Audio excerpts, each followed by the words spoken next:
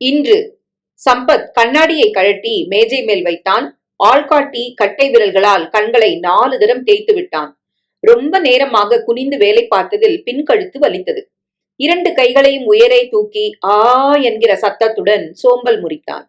முருகன் வைத்துவிட்டு போன காஃபி குளிர்ந்து போய் ஏடு படிந்திருந்தது. அழைப்பு மணியை அழுத்தினான். சில நொடிகளில் கதவை திறந்து கொண்டு எட்டி பார்த்த முருகனிடம், சூடா இன்னொரு கப் காஃபி கொண்டு வா, இதை எடுத்துட்டு போ என்று கூறி அவன் மறைந்ததும் எழுந்து ஜன்னல் அருகில் சென்று நின்றான். திரைச்சீலையை ஒதுக்கிவிட்டு பார்த்தபோது முதலில் அந்த கோணல் தென்னை மரம்தான் பார்வையில் தென்பட்டது.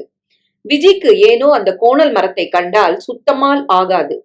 திருமணமான புதிதில் சுமார் 4 வருடங்களுக்கும் மேல் சொந்தத்தில் அடையாறில் வீடு வாங்கி இவர்கள் அங்கே குடிபோய் இந்த இடத்தில் அலுவலகத்தை மாற்றுவதற்கு முன் இங்கேதான் அவனும் விஜியும் தனி குடித்தனம் நடத்தி இருக்கிறார்கள். அப்போதெல்லாம் அடிக்கடி விஜி சொல்வதுண்டு, கால் காசு பெறாத இந்த மரத்தால யாருக்கு என்ன பிரயோஜனம், கோணா மானான்னு வளர்ந்துருக்கிறதோட இன்னி வரைக்கும் ஒரு காய் கூட காய்ச்சதில்ல. வீட்டுக்கு வரவங்க எல்லாம் தப்பாம தென்னை மரமா இது, இத்தனை கோணலா வளர்ந்துருக்கே, உங்க வீட்டுக்கு வேற திருஷ்டி பரிகாரமே வேணாம், இது ஒண்ணு போதும்னு நையாண்டி பண்றாங்க. பேசாம சனியனை வெட்டி போட்டுட்டு நல்லதா வேற ஒண்ணு வாங்கி வச்சா 5 வருஷத்துல பலனாவது கொடுக்கும். ஏனோ தெரியவில்லை, அந்த அஷ்டகோணலான மரத்தை வெட்ட வேண்டும், பதிலுக்கு இன்னொரு கன்றை நல்லதாக நட வேண்டும் என்கிற எண்ணம் அன்றும் சம்பத்துக்கு தோன்றவில்லை, இன்றும் எழவில்லை. கோணல் என்பதும் இன்னமும் காய்க்க ஆரம்பிக்கவில்லை என்பதும் உண்மைதான். அதற்காக இத்தனை வருடங்களாக வளர்ந்து உயிரோடு இருப்பதை உபயோகம் இல்லை என்கிற விதத்தில் வெட்டி வீழ்த்துவிட முடியுமா? அந்த காம்பவுண்டில் இதை தவிர இன்னும் 4 மரங்கள் இருக்கின்றன. அவற்றின் காய்ப்பே வீட்டு உபயோகத்துக்கு வெள்ளம். அப்புறம் இது காய்க்கவில்லை என்கிற அங்கலாய்ப்பு எதற்கு? இதுவும் கூட இருந்து விட்டுத்தான் போகட்டுமே. கொஞ்சம் மெதுவாக காய்க்கும் ரகம் போலிருக்கிறது. நாம் தான் பொறுமையாய் இருந்து பார்க்கிறது. சின்ன சிரிப்போடு இதையே விஜயிடம் இவன் கூறும்போதெல்லாம் அவள் உதட்டை பிதுக்கி தப்பாமல் தோளை குலுக்குவாள். உங்க தாராள குணத்தை மனிதர்களோட நிறுத்திக்க கூடாதா? மரம் செடி கொடிகள்கிட்டையும் காட்டணுமா என்று அந்த உதட்டு பிதுக்கலும் தோல் குலுக்கலும் கேட்கும். அது என்னவோ வாஸ்தவம்தான். கண்முன் யாராவது துளி கஷ்டப்படுவதை பார்த்து விட்டாலும் சரசரவென மனது நெகிழ்ந்து போவது சம்பத்தின் கூட பிறந்த குணமாகவே நினைவு தெரிந்த நாளாய் இருந்து வந்திருக்கிறது. இந்த நெகிழ்வை தங்களுக்கு சாதமாக்கி கொண்டு இவரிடம் காரியங்களை சாதித்துக் கொண்டவர்கள் ஏராளம். ஒரு தரம் சம்பத்தின் மாமனார் கூட சொல்லி காட்டியிருக்கிறார். உதவி பண்றது மனுஷனோட முக்கியமான ஒசத்தியான குணங்கள்ல ஒண்ணுதான், நான் மறுக்கல. ஆனா மாப்பிள, பாத்திரம் மறிஞ்சு பிச்சையிடுன்னு பெரியவங்க சும்மாவானும் சொல்லி வைக்கல. அதையும் நீங்க நினைப்புல வச்சுக்கிறது நல்லது. நான் உன்னை விட அனுபவத்துல வயசுல அந்தஸ்துல உயர்ந்தவன், அதனால நான் கூறும் அறிவுரையை கேளுங்கிற அதிகார தோரணை இல்லாம உண்மையான கரிசனத்தோடு மாமனார் அப்படி பேசிய தினம் இன்னமும் சம்பத்துக்கு நன்றாக ஞாபகம் இருக்கிறது. அன்றைக்குத்தான் 3வது வீட்டில் வசித்து வந்த ஏகாம்பரம், ஊர்ல அம்மா இறந்துட்டாங்க, உடனே குடும்பத்தோட போகணும், தயவு பண்ணி வண்டி கொடுத்து உதவுங்க, மாச கடைசி கையில பணம் இல்ல, சம்பளம் வாங்கினதும் காசை கொடுத்துடுறேன் என்று கண்கள் கலங்க வந்து கெஞ்சினான். ஏகாம்பரத்துக்கு பொதுவாக நல்ல பேர் இல்லை. சீட்டாட்டம் குடி எல்லாம் உண்டு. எவருடைய நம்பிக்கையும் பெறாதவன் என்கிற விவரங்கள் எல்லாம் சம்பத்துக்கு ஓரளவு தெரிந்ததுதான். இருந்தாலும் அம்மா செத்து விட்டாள், கொல்லி போட போக வேண்டும் என்று கேட்பவனுக்கு எப்படி உதவ மறுப்பது? அதெல்லாம் முடியாது, முன்பணம் கட்டினாதான் வண்டி வரும்னு எப்படி கராரா சொல்றது? யோசிக்காமல் அன்று சம்பத் வண்டியை அனுப்ப அம்மாவும் சாகவில்லை, சொந்த ஊருக்கும் போகவில்லை. வண்டியை கள்ளக்கடத்தல் சாமான்களை எடுத்து போக ஏகாம்பரம் உபயோகித்தான் என்பதும், மறுத்த காரோட்டி சேகரையும் பணத்தை காட்டி பணிய வைத்தான் என்பதும், மாலையில் வண்டி போலீசில் பிடிபட்டு ஸ்டேஷனுக்கு எடுத்து போகப்பட்டதும் தானே தெரிய வந்தன. அடுத்து வந்த 1 மாதமும் வேண்டாத அலைச்சல், பணச்செலவு, மன வருத்தம். போலீஸ் ஸ்டேஷனுக்கும் கோர்ட்டுக்கும் நாயாய் அலைந்து தனக்கும் அந்த கள்ளக்கடத்தல் கும்பலுக்கும் எந்த சம்பந்தமும் இல்லை என்பதை நிரூபித்து ஒரு வழியா எல்லாம் நல்லபடியாய் முடிந்து வண்டி திரும்ப கிடைத்தது. சம்பத் டிராவல்ஸ் எந்த குற்றமும் செய்யவில்லை என்பது ஒப்புக்கொள்ளப்பட்ட அன்றுதான் தனியாக இருந்த ஒரு சில நிமிடங்களில் அவன் மாமனார் பாத்திரமறிந்து பிச்சையிட வேண்டிய அவசியத்தை அவனுக்கு கரிசனத்துடன் ஞாபகப்படுத்தினார். ஏசியின் குளிர்ச்சி அதிகமாக இருப்பதை போல தோன்ற கையை நீட்டி குமிழை திருப்பி குளுமையின் அளவை சம்பத் குறைத்தான். கோணல் தென்னை மரத்தை அடுத்து வரிசையாய் நின்றிருந்த வண்டிகளை ஒருவித பெருமிதத்தோடு பார்த்தான். கருப்பு, வெள்ளை, மஞ்சள், பச்சை என்று பல்வேறு நிறங்களில் பளபளக்க நின்று கொண்டிருந்த அம்பாசிடர் வண்டிகள். 3/4வாசி வண்டிகள் வேலை நிமித்தமாய் சென்று விட்டதில் 20க்கும் குறைச்சலாகவே வண்டிகள் நின்றிருந்தன. அவற்றிலும் பாதி சர்வீஸுக்காக, சில சின்ன ரிப்பேர்களுக்காக திறந்து வைக்கப்பட்ட பானட்டுகளுடன். வெறும் 4 வண்டிகளுடன் ஆரம்பிக்கப்பட்ட சம்பத் டிராவல்ஸ் எண்ணி 8 வருடங்களில் 62 வண்டிகள் கொண்டதாக வளர்ந்திருப்பதை நினைக்கையில் சம்பத்தின் பெருமிதம் அதிகமாயிற்று. அத்தனைக்கும் காரணம் ஒரே ஒரு விஷயம் என்றில்லாமல் கடின உழைப்பு, சரியான நேரத்தில் கச்சிதமாய் எடுக்கப்பட்ட முடிவுகள், திறமையான நிர்வாகம், நல்லவர்கள் அளித்த பணத்தொடர்பு உதவிகள், இவன் கருத்தை ஒத்த வண்டி ஓட்டிகள், இதர பணியாட்கள் என்று சம்பத் டிராவல்ஸின் வளர்ச்சி ஒரு கூட்டு முயற்சியின் வெற்றிக்கு சரியான உதாரணம் அல்லவா? வண்டிகளின் வரிசையை அடுத்திருந்த கொட்டகையில் நின்றிருந்த 2 பென்ஸ் வண்டிகளை ஏறிட்டதும், பென்ஸ் கார்களா? எனக்கு சொந்தமா? நிஜமாகவே அத்தனை உசத்தியான வண்டிகளை வாங்கி பராமரிக்கும் அளவுக்கு நிலைமை உயர்ந்திருக்கிறதா என்கிற கேள்வி தலை தூக்கி சந்தோஷ குமிழ்களை நெஞ்சில் பறக்கவிட்டது. உண்மைதான். 2 பென்ஸ் வண்டிகளும் அலுவலகத்துக்கு வந்து இன்னமும் 1 வாரம் கூட முழுதாய் பூர்த்தியாகவில்லை.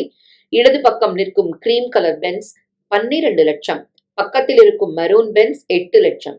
கொஞ்சம் பழசு. இரண்டையுமே வருகிற 1ஆம் தேதியிலிருந்து மாத வாடகையில் எடுக்க பெரிய நிறுவனங்கள் தயாராக உள்ளன.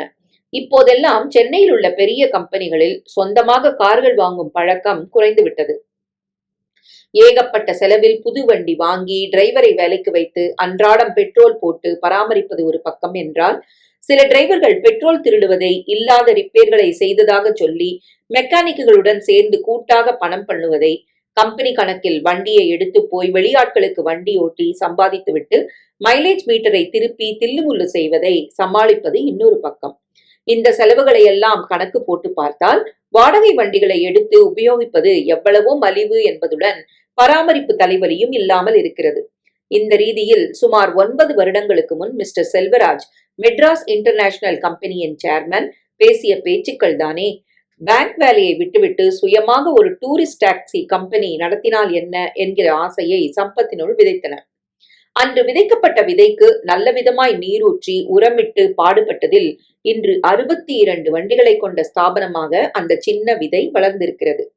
கலைந்து நெற்றியில் விழுந்த முடிக்கற்றையை இடக்கையால் கோதி விட்டு கொண்ட போது ரொம்ப சீக்கிரமே இந்த 62 என்பது 100ஆக உயரப்போகிறது என்பது நினைவுக்கு வர சற்றுமுன் உண்டான சோர்வு மறைந்து சம்பத்தை மீண்டும் உற்சாகம் தொற்றிக் கொண்டது. அதற்காகத்தானே காலை 8 மணிக்கு அலுவலகத்துக்கு வந்து மேஜை முன் உட்கார்ந்தவன் பேங்க் ஆடிட்டர் ஸ்டேட்மெண்ட்டுகளை சரிபார்த்து கொண்டிருக்கிறான். பிற்பகல் 2:30 மணிக்கு பேங்க் சேர்மனுடன் சந்திப்பு ஏற்பாடு ஆகியிருந்தது. ஒரே சமயத்தில் 38 புது வண்டிகளுக்கு முன்பணம் தேவைப்படுவதை சேர்மனிடம் எடுத்துச் சொல்ல போகிறான். உங்களுக்கு இல்லாத கடன் வசதியா மிஸ்டர் சம்பத்? எங்களோட நல்ல வாடிக்கைக்காரர்கள்ல நீங்க ஒருத்தராச்சே என்று 4 நாட்கள் முன் அடிஷனல் ஜெனரல் மேனேஜர் சொல்லிவிட்டார் என்றாலும் சேர்மனை சந்திக்க போவது நல்ல விதமாக முடிய வேண்டுமே என்கிற பதைப்பு இல்லாமல் இல்லை. வண்டிகளுக்கு கடன் கேட்பதோடு சீக்கிரமே இந்தியன் ஏர்லைன்ஸ், ஏர் இந்தியா போன்ற நிறுவனங்களின் சம்மதத்தை பெற்று சம்பத் டிராவல் இன்டர்நேஷனல் துவங்கவிருப்பது பற்றியும் சேர்மனிடம் பேச உத்தேசம். தக்க தருணத்தில் அஸ்திவாரம் போட்டுவிட்டால் பிறகு அவகாசம் கிடைக்கும் போது கட்டடம் எழுப்புவது சுலபம் தானே. காஃபி வச்சிருக்கேன் சார். பணிவுடன் முருகன் குரல் ஒலிக்க மேஜை மேல் இருந்த கப்பை எடுத்துக்கொண்டு மீண்டும் ஜன்னல் அருகில் வந்து நின்று வெளியே பார்த்தவாறு காஃபியை மெதுவாக உறிஞ்சினான் சம்பத். 3வது வரிசையில் இருந்த நீல அம்பாசிடரிலிருந்து வெளிப்பட்ட டிரைவரை பார்த்ததும் கண்கள் சட்டென்று இடுங்கின. கந்தசாமி, கிட்டத்தட்ட 50 வயதை தொடப்போகும் கந்தசாமி. இவன் தொழில் ஆரம்பித்த நாளிலிருந்து செவ்வனே தன் பணிகளை செய்து வரும் கந்தசாமி. இவரா? அப்படி செய்கிறாரா? நம்ப முடியவில்லையே. முதல் நாள் மாலை கணக்கு புத்தகங்களோடு வந்த மேனேஜர் சிவனேசன் தயங்கி நின்றார். அந்த தயக்கம் மாறாமலேயே பேசினார். டிரைவர் கந்தசாமிய பத்தி கொஞ்ச நாளா கேள்விப்படுறதெல்லாம் திருப்தியா இல்ல. உங்க வரைக்கும் கொண்டுட்டு வர வேணாம் தான் பார்த்தேன். ஆனா பேனாவை கீழே வைத்துவிட்டு மூக்கின் நுனியில் அமர்ந்திருந்த அரை கண்ணாடிக்கு மேலாக சம்பத் அவரை ஏறிட்டான். எதை சொல்ல இப்படி தயங்குறீங்க சிவனேசன்? இல்ல போன மாசமே கேள்விப்பட்டதுதான். நம்ம கந்தசாமி டிரைவருங்க மத்த ஆளுங்களை சேர்த்துக்கிட்டு யூனியன் ஆரம்பிக்க போறாராம். இதுல வெளியாளுங்க ஊடுருவல் இருக்கும் போல தோணுது. தீர்மானம் ஆகட்டும், அப்புறமா உங்க காதுக்கு கொண்டு வரலான்னு இருந்தேன். இப்போ இப்போ நேத்து ஆண்டனி என்கிட்ட இது நிஜம்தான்னு அடிச்சு சொல்லிட்டாரு. யூனியன் ஆபீஸ் திறக்க இடம் பாக்குறாங்களாம். இப்ப நம்ம ஆளுங்களுக்கு என்ன குறை வச்சுட்டோன்னு யூனியன் ஆரம்பிக்க போறாங்கன்னு புரியல. வெளியாளுங்க மனசை கலைக்கிறாங்க. தேவையில்லாத தலைவலி. விஷயம் வேறுபடுறதுக்கு முன்னால நீங்க கந்தசாமியை கூப்பிட்டு பேசுறது நல்லதுன்னு தோணுது. சிவனேசன் சொன்னது சம்பத்துக்கு அதிர்ச்சியாகத்தான் இருந்தது. மனசாட்சி உள்ள எவருமே ஒப்புக்கொள்வார்கள் அந்த கம்பெனியில் ஊதியம், சலுகைகள் எல்லாமே தாராளம்தான் என்று. ஏதாவது குறை இருந்தால் நேராக வந்து மனம் விட்டு பேசி தீர்த்து கொள்ளாமல் அனாவசியமாய் அந்நியர்கள் தூண்டுதலால் என்ன நடவடிக்கை இது? அதுவும் கந்தசாமியா? அவரது வயதான தாயார் கேன்சர் நோயால் பீடிக்கப்பட அடையார் இன்ஸ்டிடியூட்டில் சேர்த்து கைப்பணத்தை செலவழித்து அவருக்கு ராஜ வைத்தியம் செய்த நாட்களும், குழந்தைகளை நல்லா படிக்க வைங்க, அதான் பிற்காலத்துல சொத்து, ஃபீஸ் பத்தி கவலைப்படாதீங்க என்று சொல்லி கல்லூரியில் சேர்ந்து படிக்க ஊக்கம் தந்த போதும், பூர்வ ஜென்மத்து புண்ணியம் உங்ககிட்ட இருக்கேன் சார் என்று கண்களில் நீர் பெருக மனப்பூர்வமாக கூறிய கந்தசாமியா? சாயங்காலம் எத்தனை நேரமானாலும் கந்தசாமியை கூப்பிட்டு பேசிவிட வேண்டும் என்ற முடிவுடன் கப்பில் இருந்த காஃபியை ஒரே வாயாக குடித்து திரும்பிய சம்பத் இன்னமும் முருகன் கதவருகிலேயே நிற்பதை பார்த்து புருவங்களை உயர்த்தினான். என்ன முருகன், கப்ப எடுத்துட்டு போகவா நிக்கிற? இல்ல சார், காஃபி கொண்டாந்ததுமே சொல்லணும்னு நினைச்சேன். நீங்க ஏதோ யோசனையில இருந்த மாதிரி பட்டுச்சு. சொல்லு, என்ன விஷயம்? உங்களை பார்க்க ஒருத்தர் ரொம்ப நேரமா காத்துட்டு இருக்கிறாரு. சம்பத் பொறுமை இழந்து என்று சோல் கொட்டினான். இன்னைக்கு நோ விசிட்டர்ஸ், வேலை அதிகமா இருக்கு, யார் வந்தாலும் பார்க்க முடியாதுன்னு சொன்னேன்ல. சாரி சார், அவர்கிட்ட எவ்வளவு சொல்லியும் கேட்க மாட்டேங்கிறாரு. சம்பத் மணிக்கட்டை திருப்பி கடிகாரத்தை பார்த்தான். அது 12 அடிக்க 10 நிமிடம் என்றது. இன்னும் எக்கச்சக்க வேலை இருக்கு முருகன். ஸ்டேட்மெண்ட் சரி பார்த்து கவரிங் லெட்டர் டிக்டேட் பண்ணி எவ்வளவு நாழியானாலும் இருந்து பார்த்துட்டு தான் போவேன்னு அவர் பிடிவாதம் பண்றாரு சார். யாருப்பா அத்தனை பிடிவாதக்காரரு? பேரு பாண்டியனா, உங்க பழைய சிநேகிதரா? இருக்கையில் உட்கார்ந்த சம்பத் சட்டென்று முன்னுக்கு சாய்ந்தான். பாண்டியன்? எந்த பாண்டியன்? பள்ளி நாட்களில் ஒரே ஒரு பாண்டியனைத்தான் தெரியும். அவனா? பழைய சிநேகிதன் என்றால் அவனை தவிர வேறு யார்? கடைசியாய் பாண்டியனை பார்த்து 10 வருடங்கள் இருக்குமா? இருக்கும். மெட்ராஸ்ல அப்பாவோட பிசினஸ் சரியா இல்ல, அதனால பெங்களூரோட போயிட போறோம் என்று கண்களில் ரேபான் கூலிங் கிளாஸும் கையில் ரோலக்ஸ் வாட்சும் உதட்டில் ட்ரிபிள் பைப் சிகரெட்டுமாய் அலட்சியமாய் பேசி வெளிநாட்டு டொயோட்டோ வண்டியை வேகத்துடன் கிளப்பிக் கொண்டு போன போது பார்த்ததுதான் கடைசி. அப்புறம் அவனிடம் இருந்து எந்த தகவலும் இல்லை. அவனா? அந்த பாண்டியனா வந்திருக்கிறான்? எப்படி என்னை, என் ஆபீஸை கண்டுபிடித்தான்? விலாசம் தந்தது யார்? பல வருடங்களாய் காணாத நண்பனை வரவேற்கும் குஷியில் வேலைகளை தற்காலிகமாய் மறந்துவிட, உடனே அவர் அழைச்சிட்டு வா முருகன் என்று கூறியவாறு எழுந்து நின்ற போது திடுமென சம்பத்துக்கு இளமை திரும்பி விட்டா மாதிரி இருந்தது. கதவு திறந்தது. ஹலோ பாண்டியன், வா வா, இப்பத்தான் என் நினைப்பா?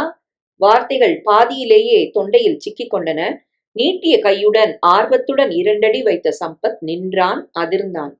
எதிரில் நின்றிருப்பது தன் பாலிய நண்பன் பாண்டியன் தானா என்கிற சந்தேகம் கண்களில் வெளிச்சம் போட விழித்தான். அழுக்கு பேண்ட், அதைவிட அழுக்கான சாயம் போன சட்டை, ஒரு வார தாடி, கண்கள் அடியில் கருவளையங்கள், அலங்கோலமாய் கிடந்த கிராப், பாதங்களில் பழைய ரப்பர் செருப்பு. இவனா? அந்த பாண்டியனா? பேண்ட் போட்டுக்கிட்டு செருப்பு போடுறவனையெல்லாம் நிக்க வச்சு உதைக்கணும் சம்பத்.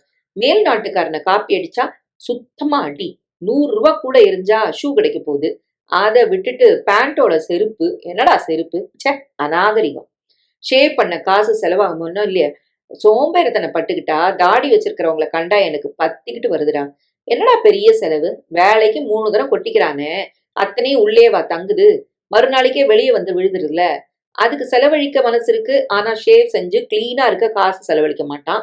என்ன ஜென்மங்களோ? ஐயா, எங்க போய் கிராப் வெட்டிப்பார் தெரியுமாடா? கன்னிமாரா ஹோட்டல்ல.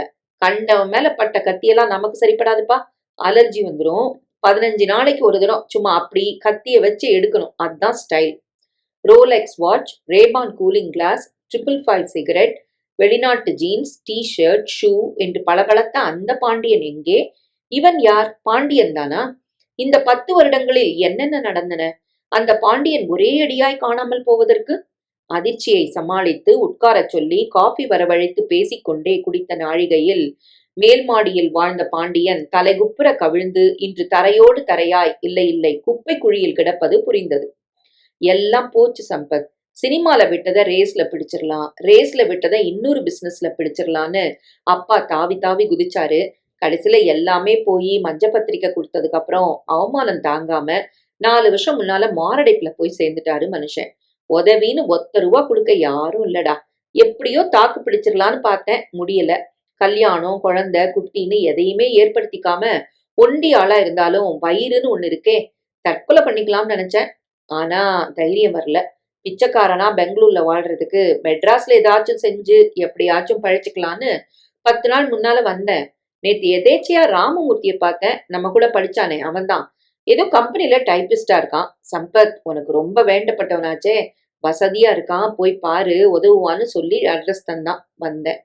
டேய் சம்பத், தூரத்து உறவு மனுஷங்க வீட்ல வேண்டாத விருந்தாளியா தங்கியிருக்கேன். தலை நிமிர்ந்து பழையபடி மான மரியாதையோட நான் வாழறது உன் கையில தாண்டா இருக்கு. உன்னை தாண்டா மலை போல நம்பி வந்திருக்கேன். என்னை கரை சேர்த்து விடுடா ப்ளீஸ் ப்ளீஸ். கடைசி வார்த்தைகளை கிசுகிசுப்பாய் வெளியிட்ட பாண்டியன் தன் நிலையின் அவலம் தனக்கே தாழாத மாதிரி சன்னமாய் அழ முற்பட சம்பத் பதறிக்கொண்டு எழுந்தான். மேஜையை சுற்றி வந்து நண்பனின் தோளை தட்டி கொடுத்தான். தானும் உணர்ச்சி வசப்பட்டிருப்பதை காட்டிக் கொள்ளாமல் நிதானமாய் பேசினான். என்ன பாண்டியா, பச்சை பிள்ளை மாதிரி, வாழ்க்கைன்னா மேடும் பள்ளமும் சகஜம்தானே? அதுக்காக இப்படி உடைஞ்சு போயிடலாமா? நான் இருக்கிறப்போ கவலை எதுக்கு? இத்தனை கஷ்டப்புறம்தான் என்னை தேடி வரணுமா? சரி பரவாயில்ல, கண்ணை தொடப்பா. சின்ன வயசுல அத்தனை நெருக்கமா பழகுனதை நினைப்பு வச்சுக்கிட்டு இப்பவாது வந்தியே. என்ன உதவி வேணும் உனக்கு? பணம் தானே? எவ்வளவு தர? 1000 2000 சொல்லு பாண்டியா. பாண்டியன் கண்களை துடைக்காமலேயே நிமிர்ந்தான். சம்பத்தின் கைகளை பற்றி நெஞ்சில் வைத்துக் கொண்டான். தேங்க்ஸ்டா, ரொம்ப தேங்க்ஸ். ஆனா பணம் மட்டும் போதாதுடா. எனக்கு உடனடியா ஒரு வேலை வேணும். அதை செஞ்சாதான் நிரந்தரமா உதவி பண்ண மாதிரி இருக்கும். சம்பத் அறையில் இப்படியும் அப்படியும் நடந்தான், நின்றான், யோசனையுடன் பேசினான். நினைச்ச உடனே வேலை கிடைக்கிறது கஷ்டம்னு உனக்கு தெரியாதா பாண்டியா? கொஞ்சம் வெயிட் பண்ணு, முயற்சி பண்றேன். பாண்டியன் முரட்டுத்தனமாய் தலையசைத்தான். இல்லடா, அப்படி சொல்லி தட்டி கழிக்காத. எனக்கு பெரிய வேலை எதுவும் வேணாம். நான் கேட்கிற வேலையை உன்னால கொடுக்க முடியும். ஆமாடா, உன் கம்பெனில டிரைவர் வேலை தா போதும். என்ன சம்பளம் கொடுத்தாலும் சந்தோஷமா வாங்கிட்டு செய்யறேன். எனக்கு நல்லா தெரிஞ்ச வேலை அது ஒண்ணுதான்டா சம்பத். அடுத்து வந்த நிமிடங்கள் பாண்டியன் தான் சொன்னதையே சொல்லி கெஞ்சுவதிலும் அது நடக்கிற காரியமில்லை என்று பதிலுக்கு சம்பத் கூறுவதிலும் கழிந்தன. ஏண்டா நடக்காது? இந்த உதவி பண்ணக்கூடவா உனக்கு மனசு இல்ல? மனசு இல்லாம இல்ல பாண்டியா, இது பிராக்டிக்கலா சரியா வராது. நீயும் நானும் சின்ன வயசு சிநேகிதங்க, டா போட்டு பேசிக்கிற அளவு நெருக்கமானவங்க. நீ என்கிட்ட வேலைக்கு சேர்ந்தப்புறம் இந்த பழக்கத்தையோ நெருக்கத்தையோ மாத்த முடியாது. இது மத்த டிரைவருங்க ஆளுங்களுக்கு சங்கடத்தை உண்டு பண்ணும். ப்ளீஸ் புரிஞ்சுக்க. பேசிக்கொண்டே போன சம்பத் நிறுத்தினான். சட்டென்று ஏதோ நினைவுக்கு வந்துவிட்ட தினசில் புருவங்களை உயர்த்தினான். சரி, உனக்கு வேலை வேணும், அதுவும் உடனே, அதானே? கொஞ்சம் இரு. எழுந்து சென்று தன் இருக்கையில் அமர்ந்தவன் தொலைபேசி மூலம் நண்பன் பிரபுவுடன் தொடர்பு கொண்டான். பிரபு, நான் தான் சம்பத். ஓ ஃபைன். ஆமா, உன் ஹோட்டல் ரிசப்ஷன்ல மேற்பார்வை பார்க்க நம்பிக்கையான நபர் ஒருத்தர் வேணும்னு 4 நாள் முன்னால வந்திருந்தப்போ சொன்னியே, கிடைச்சிட்டாரா இல்லையா? குட். என் சின்ன வயசு நண்பன், பேர் பாண்டியன், நல்ல குடும்பத்தை சேர்ந்தவன். இங்கிலீஷ் மத்த மொழியெல்லாம் நுனி நாக்குல சக்க போடு பேசுவான். கலகலப்பா பழகுவான். சூப்பர்வைசர் வேலைய பிரமாதமா செய்ய நான் கேரண்டி. நீ சரின்னு சொன்னா நான் சந்தோஷப்படுவேன். என்ன? ஓகே, நாளை காலையில 10 மணிக்கு நேரா ஹோட்டலுக்கே வர சொல்றேன். தேங்க்யூ. ரிசீவரை வைத்த சம்பத் நண்பனை ஏறிட்டு அன்போடு புன்னகைத்தான். நீ அதிர்ஷ்டக்காரன்டா, வேலை கிடைச்சிச்சுனே வச்சுக்கலாம். ஹோட்டல் ரிசப்ஷன் சூப்பர்வைசர் வேலை உனக்கு பொருந்தும் பாண்டியா. இங்க நான் கொடுக்கிற டிரைவர் சம்பளத்தை விட கூடுதலா கிடைக்கும். நீ வளர்ந்த வாழ்ந்த சூழ்நிலைக்கு ஏத்த மாதிரி பெரிய மனுஷங்களோட தொடர்பு இருக்கிற வேலை. இப்பதான் எனக்கே நிறைவா இருக்கு. உனக்கும் சந்தோஷம் தானே? அழுகையை நிறுத்திட்டல. இனிமே பழைய பாண்டியனா அந்த சிரிப்போட உன்னை நான் பார்க்கணும். என்ன செய்வல்ல? பாண்டியன் எழுந்து வந்து சம்பத்தை ஆற தழுவி கொண்டான். தேங்க்ஸ்டா, ரொம்ப தேங்க்ஸ்டா. திரும்ப திரும்ப அதையே அவன் கூற சம்பத் தடுத்து நிறுத்தினான். இன்டர்காமில் கேஷியரை அழைத்து தன் கணக்கில் 2000 ரூபாய் கொண்டு வர சொன்னான். பணத்தை பாண்டியன் கையில் கொடுத்து, முதல்ல கடைக்கு போய் நல்லதா 2 செட் ட்ரெஸ் எடுத்துக்க, வயிறார சாப்பிடு, பொழுதோட படுத்து தூங்கிட்டு ஃப்ரெஷ்ஷா காலையில எழுந்து டீக்கா ட்ரெஸ் பண்ணிக்கிட்டு பிரபுவை போய் பாரு. இந்தா அவன் ஹோட்டல் அட்ரஸ். வேலையில சேர்ந்துட்டு என் கூட பேசு. 2 நாள் நான் டெல்லிக்கு போறேன். போயிட்டு வந்து நிதானமா சந்திக்கலாம். செட்டில் ஆயிட்டு நீயும் என் வீட்டுக்கு வா. விஜய்கிட்ட அப்பப்போ உன்னை பத்தி நான் பேசுவேன். அதனால அவளும் ரொம்ப சந்தோஷப்படுவா. All the best. பாண்டியனை அனுப்பின கையோடு சாப்பிட கூட நேரம் இல்லாமல் வேலைகளை கவனித்து பேப்பர்களை தயார் செய்து கொண்டு பேங்க் சேர்மனை சந்திக்க சம்பத் ஓடினான். அந்த சந்திப்பிலும் தொடர்ந்து மாலையில் கந்தசாமியிடம் பேசி அவர் மனதை மாற்றுவதிலும் வெற்றி கண்டாலும் கூட அன்றிரவு உறங்கப் போகும்போது பள்ளி நாளைய நண்பனை பார்த்ததும் அவனுக்கு தகுந்த தருணத்தில் உதவ முடிந்ததும் அளவில்லாத நிறைவை தந்திருப்பதை உணர்ந்த மகிழ்ச்சியே சம்பத்துக்கு மிகுதியாக இருந்தது. இந்தியன் ஏர்லைன்ஸ் அதிகாரிகளை சந்தித்துவிட்டு 11 மணி அளவில் சம்பத் அலுவலகத்தில் நுழைந்த போது அவனுடைய செக்ரட்டரி யார் யார் வந்து போனார்கள், தொலைபேசியில் அழைத்தார்கள் என்கிற விவரம் கொண்ட காகிதத்தை அவன் முன் மேஜையில் வைத்தார். Mister Neelakantan, mister Kapoor, mister Prabhu, நீண்டிருந்த பட்டியலில் பாண்டியனின் பெயரை எதிர்பார்த்து அது இல்லாமல் இருக்க புருவங்கள் முடிச்சு போட சம்பத் கவலையுடன் யோசனை செய்தான். பாண்டியன் ஏன் கூப்பிடவில்லை? வேலையில் சேர்ந்து விட்டேன், பிடித்திருக்கிறது, நன்றி என்று சொல்ல கட்டாயம் அழைப்பான் என்று எதிர்பார்த்தான். சேரவில்லையா? ஒருவேளை அவனை பிரபுவுக்கு பிடிக்கவில்லையோ? யோசனை மாறாமல் முதலில் பிரபுவுக்கு தொடர்பு கொடுக்கும்படி ஆபரேட்டரிடம் கூறினான். பிரபு இல்லை, வெளியில் போயிருக்கிறார் என்று தகவல் கிடைக்க எதற்கும் முயற்சி பண்ணி பார்க்கலாமே என்கிற நப்பாசையில் ரிசப்ஷன் சூப்பர்வைசரா புதுசா சேர்ந்திருக்கிற பாண்டியனுக்கு கனெக்ஷன் கொடுங்க என சில நொடிகளில் பாண்டியன் குரல் வெகு ஸ்டைலாக எஸ் பாண்டியன் ஹியர் என்றது. பாண்டியா, குட் மார்னிங், சம்பத் பேசுறேன். என்ன வேலையில சேர்ந்துட்டியா? ஹாய் சம்பத், சேர்ந்துட்டேன். பிரபுவுக்கு என்ன ரொம்ப பிடிச்சு போச்சு, உடனே சேர சொல்லிட்டாரு. எனக்கும் இந்த வேலை பிடிக்கும்னே நினைக்கிறேன். கட்டாயம் பிடிக்கும். நான் தான் சொன்னனே அது உனக்கு பொருத்தமான வேலைன்னு. முதல்ல 2 நாள் கஷ்டமா இருந்தாலும் பொறுத்துக்க, போக போக பழகிடும். பதில் கூறாமல் பாண்டியன் சிரிக்க, முதல் நாள் கேட்ட அவநம்பிக்கையோ அழுமூஞ்சித்தனமோ அந்த குரலில் விரவி இல்லாதது சம்பத்துக்கு நிம்மதியை தந்தது. நன்றிடா என்றோ, சாயங்காலம் வேலை முடிஞ்சதும் உன்னை பார்க்க வரேன் என்றோ கூறுவான் என்று நினைத்து காத்துவிட்டு அவன் ஏதும் பேசாதிருக்க தானாகவே, நான் ஏற்கனவே சொன்ன மாதிரி நாளன்னைக்கு டெல்லி போறேன். ஒரு நாள்ல திரும்புவேனா இல்ல மேற்கொண்டு தங்குவனாங்கிறது அங்க இருக்கிற வேலையை பொறுத்து இருக்கு. திரும்பி வந்ததும் சிங்கப்பூர் போக வேண்டி வந்தாலும் வரலாம். டெலெக்ஸ் மெசேஜ்க்காக காத்திருக்கிறேன். அப்படி போலன்னா நாம இந்த வாரமே சந்திக்கலாம். இல்லாட்டி சிங்கப்பூர்ல இருந்து திரும்பின அப்புறம் கட்டாயம் நீ வீட்டுக்கு வரணும். டின்னர் சாப்பிட்டுட்டு ஒரு ஈவினிங் பூரா என்னோட கழிக்கணும். நாம பேச ஏராளமான விஷயம் இருக்கு என்ன என்றான். அவன் கூறியதில் சிங்கப்பூருக்கு போக போவது மட்டும் காதில் விழுந்த மாதிரி, சிங்கப்பூருக்கா? டே சம்பத், நீ ரொம்பத்தான் பெரியவனாயிட்டடா என்று பாண்டியன் வியக்க சிரித்துக்கொண்டே சம்பத் விடை பெற்று தொடர்பை துண்டித்தான். அன்றும் மறுநாளும் செம்ம வேலை.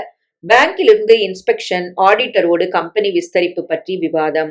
இடையில் டெல்லியில் பார்க்க வேண்டிய வேலைக்கு பேப்பர்களை தயார் பண்ணுவது என்று நேரம் போவது தெரியாமல் நெட்டி முறித்தது. இத்தனை கெடுபிடியில் இரவு 9 மணி அளவில் பாண்டியனை வேலைக்கு சேர்த்து கொண்டதற்காக பிரபுவுக்கு நன்றி சொல்லாதது ஞாபகத்துக்கு வர போனில் அழைத்தான். பிரபு, சம்பத் ஹியர். சாரி, வேலை கெட்ட வேலையில வீட்டுல கூப்பிட்டு தொந்தரவு பண்றேன். இப்ப விட்டா நாளை காலையில 6 மணி ஃபிளைட்ல டெல்லி போறதால நேரமே இல்ல. தேங்க்ஸ் பிரபு, என் வார்த்தைக்கு மதிப்பு கொடுத்து பாண்டியனை அப்பாயிண்ட் பண்ணதுக்கு. பிரபுவுக்கும் சம்பத்துக்கும் பேங்க் நாளிலிருந்தே சிநேகிதம்.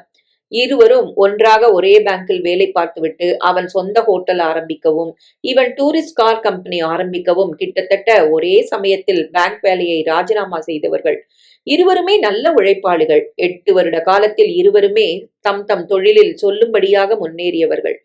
நீ என்ன தேங்க் பண்ணா நல்ல சூப்பர்வைசரை பிடிச்சு தந்ததுக்கு நானும் உனக்கு நன்றி சொல்லணுமே. அப்படின்னா பாண்டியன் உனக்கு பிடிச்சிடுச்சுன்னு சொல்லு. திறமசாலியத்தான் தோன்றாரு. பேச்சு நடத்தை எல்லாம் ஹோட்டலுக்கு ஏத்த வகையில நாகரிகமா இருக்கு. அதுவும் ஹிந்தி மத்த வெளிநாட்டு பாஷையிலயும் பாண்டியன் வெளுத்து கட்டுறாரு சம்பத்.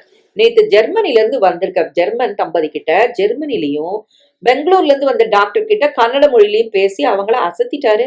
அவங்களுக்கு எல்லாம் ரொம்ப சந்தோஷம். எங்க கத்துக்கிட்டாரு இத்தனை பாஷையும் இத்தனை நல்லா பேச? இன்டர்வியூல நான் கேட்டப்போ டிகிரியே முடிக்கலன்னு சொன்னதும், என்னடா அது இந்த சம்பத் நம்மள வம்புல மாட்டி விட போறானோன்னு பயந்தது உண்மைதான். நீ அனுப்பினதுனால 100 கேள்வி எதுவும் கேட்டு நான் துருவல. உன் கேரண்டி இருக்கிறப்போ வேற என்ன வேணும்? ஆனா 2 நாளா பாண்டியனோட நடவடிக்கையெல்லாம் பாக்குறப்போ முதல்ல பயந்தது தேவையே இல்லைன்னு புரியுது. படிப்பு அதிகமா இல்லாதப்போ எங்கிருந்து வந்தது இந்த நாலேஜ் எல்லாம் சம்பத்? நாளைக்கு நானே உனக்கு போன் பண்ணி விவரமா கேட்கறதா தான் இருந்தேன். சம்பத் நிம்மதி கலந்த சிரிப்பொன்றை வெளியிட்டான். மொத்தத்துல பாண்டியன அவன் வேலைய உனக்கு பிடிச்சிருக்கு. அப்பாடி, இப்போதைக்கு இது போதும் எனக்கு. ஆனா சம்பத், எதையோ சொல்ல பிரபு தயங்குவது புரிய, என்ன பிரபு என்று சம்பத் வினவினார். ஒண்ணுல அட சொல்லு பிரபு. பாண்டியனோட பழக்க வழக்கெல்லாம் ரொம்ப காஸ்ட்லியா இருக்க மாதிரி தோணுது. நேத்து வெளியே போயிட்டதுனால நான் கவனிக்கல. ஆனா இன்னைக்கு மெஸ் மேனேஜர் சொன்னாரு, mister Pandian scotch whisky order பண்ணி குடிச்சாருன்னு. நானே பார்த்தேன். கையில 555 சிகரெட் இருந்தது. நான் கொடுக்குற 1100 ரூபால இதெல்லாம் தினமாக கட்டுப்படியாவாதே. பிரபுவின் வியப்பும் அக்கறையும் மனப்பூர்வமாக இருப்பதை உணர முடிய சம்பத் அவசரமாய் விளக்கினான்.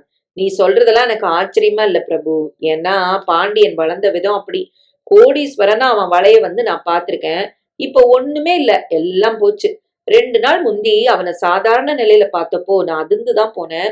ரொம்ப பரிதாபமான கேஸ் பிரபு. வசதியா இருந்துட்டு எல்லாம் போய் இப்ப மறுபடி காசு கையில புழங்குறதுல பழைய பழக்கங்கள் நினைவுக்கு வருதோ என்னமோ. 10 நாள்ல நிதானமாயிடுவானே நினைக்கிறேன்.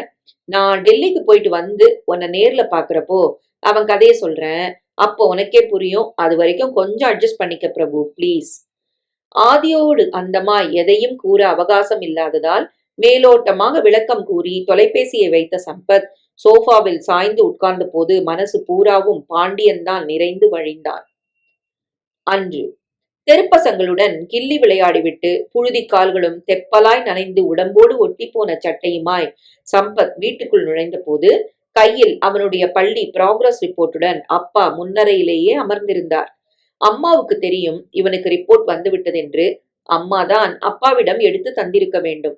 சம்பத்தின் அப்பா கிருஷ்ணன் ஓரோர் அப்பாக்களைப் போல மூக்கு நுனியில் கோபமும் எப்படா 2 விளாசு விளாசுவோம் என்று துருதுருக்கும் கையுமாய் காத்திருப்பவர் அல்ல. ஆனால் என்னப்பா சம்பத் இது என்று அடிக்குரலில் கேட்டுவிட்டால் நறுக்கென்று 10 தரம் குட்டு வாங்கினதைப் போல சம்பத் துடித்து போவான். என்னப்பா இது என்று வினவும் குரல் அவனுக்கு எதையெல்லாமோ உணர்த்தும். உன் மேல எவ்வளவு நம்பிக்கை வச்சிருக்கேன், நீயா இப்படி பண்ணிட்ட என்கிற வருத்தம் அதில் விரவி இருக்கும். நீயா சம்பத் என்கிற அதிர்ச்சி மண்டி இருக்கும். உன் மேல வச்சிருக்கிற நம்பிக்கை வீண்தானா என்கிற ஏமாற்றம் துணிக்கும். கூடவே உன் பொறுப்பு உனக்கே தெரிய வேணாமா என்ற ஆதங்கமும் இருக்கும். அதனால் கூடுமான வரையில் அப்பாவிடமிருந்து என்னப்பா இது என்கிற கேள்வி எழும்பாமல் சம்பத் நடந்து கொள்வான். எல்லா அப்பா மாதிரி இல்லை என் அப்பா. அவர் வித்தியாசமானவர்.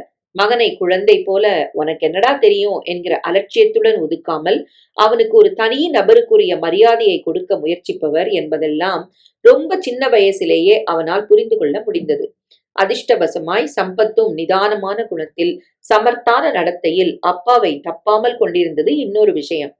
இரவு சாப்பாட்டிற்கு பிறகு தானே அப்பாவிடம் ரிப்போர்ட்டை காட்ட வேண்டும் என்று நினைத்திருந்த சம்பத்துக்கு அம்மா கொடுத்து விட்டதால் அப்பா தன்னை தவறாக புரிந்து கொள்ளக் கூடாதே என்கிற பயம் சன்னமாய் தலை தூக்கியது. 2 அடி சென்று அப்பாவின் அருகில் நின்றான். சாரிப்பா, ராத்திரி சாப்பிட்டப்புறம் காட்டலான்னு இருந்தேன். மத்தபடி வேணும்னு. அதனால என்ன, பரவாயில்ல. காலையில இருந்து ஒரே தலைவலி. அதான் முதலாளி கிட்ட சொல்லி பெர்மிஷன் வாங்கிட்டு சீக்கிரமே திரும்பிட்டேன். வர்ற வழியில உங்க கணக்கு வாத்தியார் முருகேசனை பார்த்தேன். இன்னைக்கு ப்ராக்ரஸ் ரிப்போர்ட் கொடுத்தோம்னு பேச்சு வாக்குல அவர் சொன்னதுனால வீட்டுக்கு வந்ததும் உங்க அம்மாவை எடுத்து தர சொன்னேன். அதெல்லாம் கிடக்கட்டும். என்னப்பா இது? அப்பா எதை குறித்து வருத்தத்துடன் வினவுகிறார் என்பது விளங்க சம்பத் தலையை குனிந்து கொண்டான். வழக்கமா எல்லா சப்ஜெக்ட்லயும் 80, 90க்கு குறையாம வாங்குறவனுக்கு இந்த முறை என்னாச்சு சம்பத்? கணக்கு 96, சரி. Tamil 70, English 62, science 57. என்னப்பா இது? போன டேர்ம் வாங்கினதுக்கும் இந்த முறைக்கும் சம்பந்தம் இல்லாம இருக்கு. பாஸ் பண்ணி 8வது போயிட்டா மட்டும் போதுமா? நிறைய மார்க் வாங்கி வகுப்புல முதலாவதா வந்தா தானே எனக்கு பெருமை. சொல்றது விளங்குதில்ல சம்பத். பேசினவர் பார்வையை தழைத்து கீழே தரப்பட்டிருக்கும் ரேங்கை நோக்க அங்கு 2 என்று எழுதப்பட்டிருந்ததை நம்ப முடியாமல் வியப்புடன் நிமிர்ந்தார். 2வது ரேங்கா? இத்தனை சுமாரா மார்க் வாங்கியும் நீதான் 2வதுனா உன் கிளாஸ்ல இருக்க மத்த பசங்களோட நிலைமைய நினைச்சு கூட பார்க்க முடியலையே. 2ன்னு தப்பா குறிச்சிட்டாங்களா? சம்பத் நாவால் உதட்டை ஈரப்படுத்தி கொண்டான். மெல்ல பேசினார். நான் வகுப்புல 2வது தான்ப்பா. இந்த முறை சந்திரசேகர் முதல் ரேங்க் பிடிச்சிட்டான். போன டேர்ம்ல நான் முதல், அவன் 2வது. போன முறை வந்த முதல் ரேங்கை இந்த தடவை ஏன் கோட்டை விட்டுட்ட சம்பத்? மார்க்லாம் ரொம்ப குறைச்சலா இருக்கே, சரியா படிக்கலையா? சம்பத் விழிகளை நிமிர்த்தி அப்பாவை ஏறிட்டான். ஏதோ கூற வந்து நிறுத்திவிட்ட தினசில் மௌனித்தான். கிருஷ்ணன் அவன் கையை பற்றி கிட்டத்தில் இழுத்தார். சொல்லு சம்பத், அப்பாட்ட என்ன பயம்? சரியா படிக்கலையா? பரீட்சை படிச்சதெல்லாம் எழுதுறப்போ மறந்துருச்சா? இல்லப்பா, நான் நல்லாத்தான் படிச்சேன். ஆனா ஆனா எடுக்காத பாடங்கள்ல இருந்து நிறைய கேள்விங்க வந்ததுனால பதில் எழுத தெரியாம போச்சு. கிருஷ்ணன் கண்களை இடுக்கிக் கொண்டார். எடுக்காத பாடங்களா? அப்படின்னா பள்ளிக்கூடத்துல கொடுத்த சிலபஸ்ல வாத்தியார் முடிக்கலன்னா சொல்ற? சம்பத் ஆம் என்று தலையாட்டினான். 4-5 மாசமா எங்க கிளாஸ் டீச்சர் வடிவேலு சாருக்கு உடம்பு சரியில்லப்பா. எப்ப பாரு இருமல், சாப்பிட்றதெல்லாம் வாந்தி எடுத்துடுறாரு. 10-15 நாள் லீவ் போட்டுட்டு அப்புறம் சம்பளத்தை கட் பண்ணுவாங்கன்னு ஸ்கூலுக்கு வர ஆரம்பிச்சிட்டாரு. பாவம்பா, சுத்தமா அவருக்கு முடியவே இல்லை. சந்திரசேகரையாவது இல்ல என்னையாவது பாடங்களை உறக்க படிக்க சொல்லி முடிஞ்ச வரைக்கும் விளக்குவாரு. ரொம்ப முடியாம போயிடுச்சுன்னா அப்படியே மேஜையில கவுந்து படுத்துருவாரு. அதனால பாதிக்கும் மேல பாடமெல்லாம் அப்படியே முடியாம நின்றுச்சு. கொஸ்டின் பேப்பர் தயார் பண்றது இன்னொரு மாஸ்டர். அவர் நடத்தாத பாடங்கள்ல இருந்து நிறைய கேள்வியை தயாரிச்சிட்டாரு. இது நாழிகை அப்பாவுக்கும் பிள்ளைக்கும் இடையே நடந்த சம்பாஷணையில் குறுக்கிடாது ஒரு பக்கமாய் அமர்ந்து இரவு சாப்பாட்டுக்கு கீரை ஆய்ந்து கொண்டிருந்த சாரதா கணவரிடம் கூறினாள். இதெல்லாம் எனக்கும் தெரியுங்க. வாத்தியாருக்கு உடம்பு சோமில்லாம போயிட்டதை பத்தி தம்பி என்கிட்ட அப்பப்போ வருத்தப்பட்டுக்கும். சரியாயிடும்பா, கவலைப்படாதன்னு தேத்துவேன். பரீட்சை நடந்த அன்னைக்கு கூட சரியா பண்ணலம்மான்னு தவிச்சான். ரிப்போர்ட் வந்தப்புறம் அப்பாட்ட விளக்கி சொல்லலான்னு நான் தான் சமாதானம் செஞ்சேன். கிருஷ்ணன் ஏதோ யோசனையில் ஆழ்ந்துவிட அவரை கலைக்க விரும்பாதவனாய் கொல்லைப்புறம் சென்ற சம்பத் கிணற்றிலிருந்து ஒரு வாளி தண்ணீர் சேந்தி கை கால் முகத்தை கழுவிக்கொண்டான். சமையல் கட்டிலேயே ஒரு பக்கமாயிருந்த பூஜை அலமாரியிலிருந்து திருநீர் எடுத்து நெற்றியில் கீராய் இட்டுக் கொண்டான். அங்கேயே சமணமிட்டு அமர்ந்து கந்த சஷ்டி கவசத்தை உறக்க மனம் லயித்து கூறத் துவங்கினான். சம்பத்தின் தந்தை கிருஷ்ணன் ரொம்ப சாதாரண குடும்பத்தில் பிறந்தவர். அப்பா திருச்சியை அடுத்துள்ள திருவெரும்பூரில் விவசாயம் பண்ணி பிழைத்தவர். 8 குழந்தைகள். ஒருவேளை சோறு சாப்பிட்டு இரவுக்கு கஞ்சி குடித்து விட்டு படுத்துக்கொண்ட நாட்கள் தான் அதிகம். 2 வருடங்களுக்கு ஒரு முறை பொங்கலுக்கோ அல்லது தீபாவளிக்கோ புதிது கிடைத்தால் அதிசயம். அதுவும் விளைச்சல் நன்றாக இருந்தால்தான். கிருஷ்ணன் பெற்றவர்களுக்கு 3வது பிள்ளை. ஊர் ஆரம்ப பள்ளியில் உன்பாடு என்பாடு என்று எப்படியோ 10வதை முடித்த கையோடு குடும்பச் சுமையில் அப்பாவுக்கு தோள் கொடுக்க என திருச்சிக்கு வந்து மலைக்கோட்டை செல்லும் வழியில் இருந்த ஜவுளிக்கடை ஒன்றில் எடுபிடி ஆளாக சேர்ந்து வரும் வாடிக்கையாளர்களுக்கு துணி பிரித்து காட்டி தன் நேர்மையான நடத்தையால் முதலாளியின் மனதில் இடம் பிடித்து 22வது வயதில் கணக்கெழுதுவராக பதவி உயர்வு பெற்றவர். அன்று ஆரம்பித்த கணக்கு உத்தியோகம் இன்று வரை தொடர்கிறது. ஆனால் ஒன்று, முதலாளி சென்னைக்கு குடும்பத்துடன் குடிபெயர்ந்து நகரத்தின் முக்கிய கடைவீதிகளில் ஒன்றாக கருதப்படும் பாண்டி பஜாரில் தடபுடலாய் இன்னொரு பெரிய ஜவுளிக்கடை திறக்க கூடுதலாக 200 ரூபாய் சம்பளத்துடன் சென்னைக்கு கிருஷ்ணனும் வந்ததும் தன்னையொத்த அந்தஸ்துடைய குடும்பத்திலிருந்து வரதட்சணை அது இது என்று கேட்டு ராட்சசத்தனமாய் நடந்து கொள்ளாமல் சாரதாவை கைப்பிடித்ததும் அதற்கப்புறம்தான். கிடைத்த சொற்ப சம்பளத்தில் ஊருக்கு 50 ரூபாயை அனுப்பிவிட்டு மானமாக பெண்டாட்டியுடன் தனி குடித்தனம் துவங்கிய அன்றே தான் பெற்றுக்கொள்ளப் போவது ஒரே ஒரு குழந்தை மட்டும்தான். அது ஆணாக இருந்தாலும் சரி பெண்ணாக இருந்தாலும் சரி அந்த குழந்தையை முடிந்த வரையில் நன்றாக படிக்க வைத்து தன்னை விட உயர்ந்த வேலையில் எப்படியாவது அமர்த்திவிட வேண்டும் என்று தீர்மானித்து விட்டார் கிருஷ்ணன். அவருடைய நல்ல காலம் அவருக்கு வாய்த்த மனைவி சாரதாவும் இதே கருத்தை சந்தோஷமாக ஆமோதித்ததில் சம்பத் பிறந்த பிறகு கர்ப்பம் தரிக்காமல் இருப்பதில் கணவனை விட அவளே அதிக எச்சரிக்கையுடன் இருக்க முற்பட்டாள். சாரதாவை மனைவியாக அடைவதில் மட்டும் கிருஷ்ணன் புண்ணியம் பண்ணி இருக்கவில்லை. பிறந்த பிள்ளை கண்ணுக்கு லட்சணமாய் கற்பூர புத்தியாய் அடக்கமான குணத்தோடு இருந்தது ஒரு பிளஸ் பாயிண்ட் என்றால், முதலாளி சாம்பசிவன் இவர் தேவைகள் உணர்ந்து கேட்காமலேயே முடிந்ததை தரும் நல்ல மனசுக்காரராகவும் இருந்தது இன்னொரு பிளஸ் பாயிண்ட். தீபாவளி பொங்கல் நாட்களில் போனஸ் பணம் தருவதோடு குடும்பத்தோடு உடுத்திக் கொள்ள புது துணிகளையும் கட்டாயம் தந்து விடுவார். அவை பட்டு பீதாம்பரமாக இல்லாவிட்டாலும் நிறைவாக கிருஷ்ணன் வாங்கி கொண்டது நிஜம். என்றாவது அத்திப்பூத்தா மாதிரி சாம்பசிவத்தோடு மனம் விட்டு பேச அவகாசம் கிடைத்த நாழிகையில் பிள்ளையை நன்றாக படிக்க வைத்து முன்னுக்கு கொண்டு வர விரும்புவதை கிருஷ்ணன் கூறுவார். புன்னகை மாறாமல் செஞ்சிட்டா போச்சு, உன் பிள்ளை என் பிள்ளை மாதிரி, நான் இருக்கேன், எதுக்கும் கவலைப்படாம நல்லா படிக்கவே என்று சாம்பசிவம் பதில் கூறுவார். சொன்னதோடு நிற்காமல் சம்பத் 6வது வகுப்பில் காலடி எடுத்து வைத்த நாளாய் அவனுக்கு சம்பளம் கட்டுவது, வருஷ துவக்கத்தில் 4 செட் புது துணி எடுத்து கொடுப்பது எல்லாம் சாம்பசிவம்தான். பையன் நன்றாக படிப்பதையும் வகுப்பில் முதலாவதாக வருவதையும் சின்ன குரலில் அவ்வப்போது கிருஷ்ணன் தெரிவிக்கையில் பேஷ் பேஷ் நன்னா இருக்கட்டும் என்று மனப்பூர்வமாக குதூகலிப்பார்.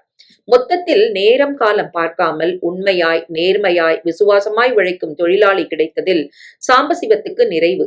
தன்னை கௌரவமாய் மதித்து நடத்தும் முதலாளி அமைந்ததில் கிருஷ்ணனுக்கு பெருமை. சம்பத் கந்தசஷ்டி கவசம் சொல்லி முடிப்பதற்கும் வெந்துவிட்ட கீரையை மசித்து தாளிப்பதற்கும் சரியாக இருக்க, சாப்பிட வரீங்களா என்று சாரதா குரல் கொடுத்தாள். சாப்பிட்ட நாழிகையில் கிருஷ்ணன் தீவிரமாக பேசினார். காலம் இருக்கிற இருப்புல பசங்களுக்கு காசு பணம் சேர்த்து வைக்கிறோமோ இல்லையோ, நல்ல படிப்பை மட்டும் கொடுத்துடணும். இந்திய நிலைமையில அதான் பெரிய சொத்து. வயத்தை கட்டி வாய கட்டியாவது உன்னை பெரிய படிப்பா படிக்க வைக்கணுங்கிறதான் என்னோட உங்க அம்மாவோட ஆசை, ஏன் கனவுன்னு கூட சொல்லலாம். நீ படிக்கிற ஸ்கூலு தரத்துல ஒசத்தி இல்லைன்னு எனக்கு தெரியும் தான். சரி, 8வது முடிக்கட்டும், மேற்கொண்டு செய்ய வேண்டியதை யோசிக்கலாம் தான் இருந்தேன். ஆனா இந்த முறை பள்ளிக்கூடத்துல நடந்ததை நீ சொன்னப்புறம் இந்த வருஷமே உன்னை வேற ஸ்கூல்ல சேர்க்கறது அவசியம்னு தோணுது. சாதத்தை கீரையுடன் கலந்து 2 கவளம் போட்டு மென்றவர் கொஞ்சம் தண்ணீர் குடித்துவிட்டு தொடர்ந்தார். நாளைக்கே முதலாளிட்ட இது விஷயமா பேசுறேன். அவரையும் கலந்து பேசினப்புறம் ஒரு முடிவுக்கு வரணும். என்ன சாரதா, நான் சொல்றது சரிதானே? உங்க கணக்கு என்னைக்கு பிசகியிருக்கு என்று கூறும் பாவனையில் ஒரு புன்னகையோடு சாரதா ரசத்தை ஊற்ற கையில் எடுத்த சாதத்தை வாய்க்கு கொண்டு போகாமல் சம்பத் கற்பனையில் ஆழ்ந்தான். வேறு நல்ல பள்ளி என்றால் கான்வென்ட் ஸ்கூலா? அப்பா அதைத்தான் மனதில் வைத்துக் கொண்டு பேசுகிறார் என்பது அவனுக்கு தெரியும். இதற்கு முன் ஒரு தரம் அல்ல பல முறைகள் அவன் காதுபட அம்மாவிடம் அப்பா சொல்லி கேட்டிருக்கிறான். நான் தான் திண்ண பள்ளிக்கூடத்துல படிச்சுட்டு இன்னும் கணக்கு எழுதுற உத்தியோகத்துல ஆணி அடிச்சா மாதிரி உட்கார்ந்துட்டு இருக்கேன். நல்ல முதலாளி வாய்க்க கொண்டு மானமா வாழ முடியுது. நம்ம சம்பத்தை அப்படி வளர்க்க கூடாது. நல்ல கான்வென்ட் பள்ளிக்கூடத்துல பெரிய மனுஷங்க வீட்டு பிள்ளைங்க வாசிக்கிற பள்ளிக்கூடத்துல படிக்க வச்சு வாழ்க்கையில முன்னேற வழி பண்ணி கொடுக்கறது நம்ம கையில தான் இருக்கு. இப்படி சொல்லும் போதெல்லாம் அம்மா தப்பாமல் தன் பயத்தை வெளிப்படுத்த முயன்றிருக்கள். அதெல்லாம் நமக்கு கட்டுப்படி ஆகுமாங்க? வசதியான வீட்டு பிள்ளைங்க மாதிரி வசந்த ஸ்கூல்ல படிக்கணும்னு நாம ஆசைப்படுறது நம்ம நிலைமைக்கு மீறி அகல கால் வைக்கிற தவறான எண்ணம் இல்லையா? இல்லை என்பார் அப்பா உறுதியாய். பட்டும் நகையும் போட்டு கார்ல என் பிள்ளைய அனுப்பணும்னு நான் விரும்பல. சாரதா, இத நீ சரியா புரிஞ்சுக்கணும். ஏழை வீட்டு பிள்ளையா பிறந்துட்ட காரணத்தினால என் பையனுக்கு நல்ல படிப்பு கொடுக்கறது தடுக்கப்படக்கூடாதுன்னே நான் நினைக்கிறேன். தரமான கல்வி கிடைச்சிருச்சுன்னா அவன் வாழ்க்கையில நல்ல விதமா முன்னேற முடியும். கான்வென்ட்ல சேர்த்தாலும் என் பையன் நம்ம நிலைமை, நம்ம அந்தஸ்து, அடிப்படை அடக்கம் எல்லாத்த பத்தின பிரஜையோட இருக்க நான் தொடர்ந்து பாடுபடுவேன். நிச்சயம் என்ன நம்பு. நம்ம பையன் நம்மளை ஏமாத்த மாட்டான். நம்ம மனசு புரிஞ்சு நடந்துப்பான். நீ வேணா பாரேன். அப்பா தன்மேல் வைத்திருக்கும் நம்பிக்கையின் அழுத்தம் எப்போதும் போல் இப்போதும் நினைவுக்கு வர கான்வென்ட்டில் சேரப்போகும் சந்தோஷத்தை ஒதுக்கி தள்ளிவிட்டு சம்பத்தின் மனது பூராவும் அந்த நம்பிக்கை எதிர்பார்ப்பை நான் கட்டாயம் காப்பாற்றுவேன் என்கிற உறுதி ஏறி உட்கார்ந்து கொண்டது. நினைத்ததை உடனே செயலாற்றும் விதத்தில் மறுநாளே முதலாளியிடம் கிருஷ்ணன் மனம் விட்டு பேச, நல்லதற்கு ஊக்கம் தர தயங்காத சாம்பசிவமும், நீ நினைக்கிறது சரியான எண்ணம் தான், வர வருஷத்துல இருந்தே வேற ஸ்கூல்ல சேர்க்க ஏற்பாடு பண்ணிடுவோம் என்று கூறியதோடு நிற்காமல் கடைக்கு வாடிக்கையாக வரும் பெரிய மனிதர்களுடன் தொடர்பு கொண்டு ஒரே மாதத்தில் மயிலாப்பூரிலேயே வீட்டிலிருந்து நடந்தே செல்லக்கூடிய தொலைவில் இருந்த அந்த கான்வென்ட்டில் அட்மிஷனும் வாங்கிவிட்டார். வகுப்பில் முதல் மாணவன், கால்பந்தாட்டத்தில் தேர்ச்சி பெற்றவன் என்கிற சிறப்பு அம்சங்களோடு இருந்த சம்பத்துக்கு ஊரில் பெரிய புள்ளி ஒருவரின் சிபாரிசும் கிடைத்ததில் அட்மிஷன் சுலபமாகவே கிடைத்தது என்றுதான் சொல்ல வேண்டும். சாம்பசிவத்தின் ஆசைகளுடன் கிடைத்த புது சீருடை அணிந்து நன்றாக படித்து வாழ்க்கையில் நான் முன்னேறுவேன், பெற்றவர்களும் பெரியவர்களும் என்மேல் வைத்திருக்கும் நம்பிக்கைக்கு சாட்சியாக வாழ்ந்து காட்டுவேன் என்கிற வைராக்கியத்துடன் புது பள்ளியில் சம்பத் காலடி வைத்த அன்றுதான் முதலில் பாண்டியனும் அவனுக்கு அறிமுகமானான். பாண்டியன் காரில் வந்து இறங்கியதே படு அட்டகாசமாகத்தான் இருந்தது. கருநீல பியூக் வண்டி வேகமாக வந்து பிரேக் போட்டு புழுதியை கிளப்பிக் கொண்டு நிற்க முன்னிருக்கை கதவை திறந்து கொண்டு அலட்சியமாய் அவன் இறங்கினான். டிரைவர் தன் பக்கத்திலிருந்து அவசரமாய் இறங்கி இந்த பக்கம் ஓடி வந்து இருக்கையில் இருந்த புத்தக பையை எடுத்து பவ்யமாய் நீட்டியதை பழைய அலட்சியம் துளி குறையாமல் வாங்கின பாண்டியன் கேட்டில் புகுந்து உள்ளே நுழைந்தான். இவன் வருகைக்காக காத்திருந்த தினசில் சற்று தள்ளி நின்றிருந்த 4-5 பையன்கள் ஓட்டமாய் ஓடி வந்தார்கள். பாண்டியனின் கைப்பையை வாங்கிக் கொள்ள ஆளாளுக்கு அவர்கள் போட்டியிட ஒருத்தனை முதுகில், மற்றவனை தோள்பட்டையில், அடுத்தவனை வயிற்றில் பாண்டியன் ஓங்கி குத்தினான். வலியை காட்டிக் கொள்ளாமல் அவர்கள் சிரிக்க பாக்கெட்டில் இருந்து முழு கேட்பரிஸ் சாக்லேட்டை எடுத்து தலா ஒரு துண்டம் கொடுத்த பின் மிச்சத்தை தானே தின்றான். பார்த்து கொண்டே நின்ற சம்பத்துக்கு வேடிக்கையாக இருந்தது. காரில் வந்து இறங்கின பையன் பள்ளிக்கு என் மாதிரி புதிதில்லை. நிச்சயம் பழைய மாணவன்தான். மாணவர் தலைவன் போல பிரசித்தி பெற்றவனோ? அதுதான் காத்திருந்த நண்பர்கள் சூழ்ந்து கொள்கிறார்களோ? சரி, முதலில் வலிக்க வலிக்க குத்து, அப்புறம் சாக்லேட் சமாதானம் எதற்கு? ஏன் சுயமரியாதை இல்லாமல் இந்த பசங்கள் அவன் அடிகளை வாங்க வேண்டும்? புத்தகப்பையை சுமக்க போட்டி போட வேண்டும்? அந்த துண்டு சாக்லேட்டுக்காகவா? எதுவும் புரியாத குழப்பத்தோடு வகுப்பு எங்கே என்று விசாரித்து தேடி போய் உள்ளே நுழைந்து 2வது வரிசையில் காலியாய் இருந்த இடத்தில் சம்பத் உட்கார்ந்த சில நிமிடங்களுக்கெல்லாம் தன் பரிவாரங்கள் தொடர அந்த பணக்கார பையனும் அறைக்கு வர, அட, இவனும் என் வகுப்பு தானா என்கிற வியப்பில் சம்பத் புருவங்களை உயர்த்தினான். சத்தமாய் ஹாய் என்றும் குட் மார்னிங் என்றும், டேய் நீயும் எப்படியோ பாஸ் ஆயிட்டியா என்று ஒவ்வொருவரையும் குசலம் விசாரித்தவாறு கடைசி பெஞ்சில் அவன் போய் சகாக்களுடன் அமர்ந்ததும் பக்கத்தில் இருந்த பையனை சம்பத் ஏறிட்டான். ஹலோ ஹலோ, புதுசா? பேரு சம்பத். நான் ரமேஷ். ஃபர்ஸ்ட் ஸ்டாண்டர்ட்ல இருந்து இதே ஸ்கூல் தான். அது யாரு? ஆவலை அடக்க மாட்டாமல் சம்பத் வினவ, அவன் கண்கள் போன திசையில் தன் பார்வையையும் வீசிய ரமேஷ், ஓ பாண்டியனை கேக்குறியா என்றான். அவனும் என்ன மாதிரி தான் எல்கேஜில இருந்து இங்கதான் படிக்கிறான். சரியான சவடால் அல்டாப் பேர் வழி. மாருதி புரொடக்ஷன்ஸ் தணிகாச்சலத்தோட பையன். இவன் கட்டாயம் மாருதி புரொடக்ஷன்ஸ் பற்றி கேள்விப்பட்டிருப்பான். விவரம் சொன்னவுடன் ஆவென்று வாயை பிளப்பான் என்று எதிர்பார்த்த ரமேஷ் இவனிடமிருந்து எந்த ஒரு கேள்வியும் பிறக்காததால் தானே கேட்டான். மாருதி புரொடக்ஷன்ஸ் தெரியும்ல? ம்ஹும். சரியா போச்சு. நீ சினிமாவே பார்க்க மாட்டியா? எப்பவாவது ரொம்ப நல்ல படம்னா யாராவது சொன்னாதான். போன வருஷம் மட்டும் 6 படம் தயார் பண்ணியிருக்கிறாங்க. சம்பத், 2 ஹிந்தி, எல்லாம் செம்ம ஹிட்டு.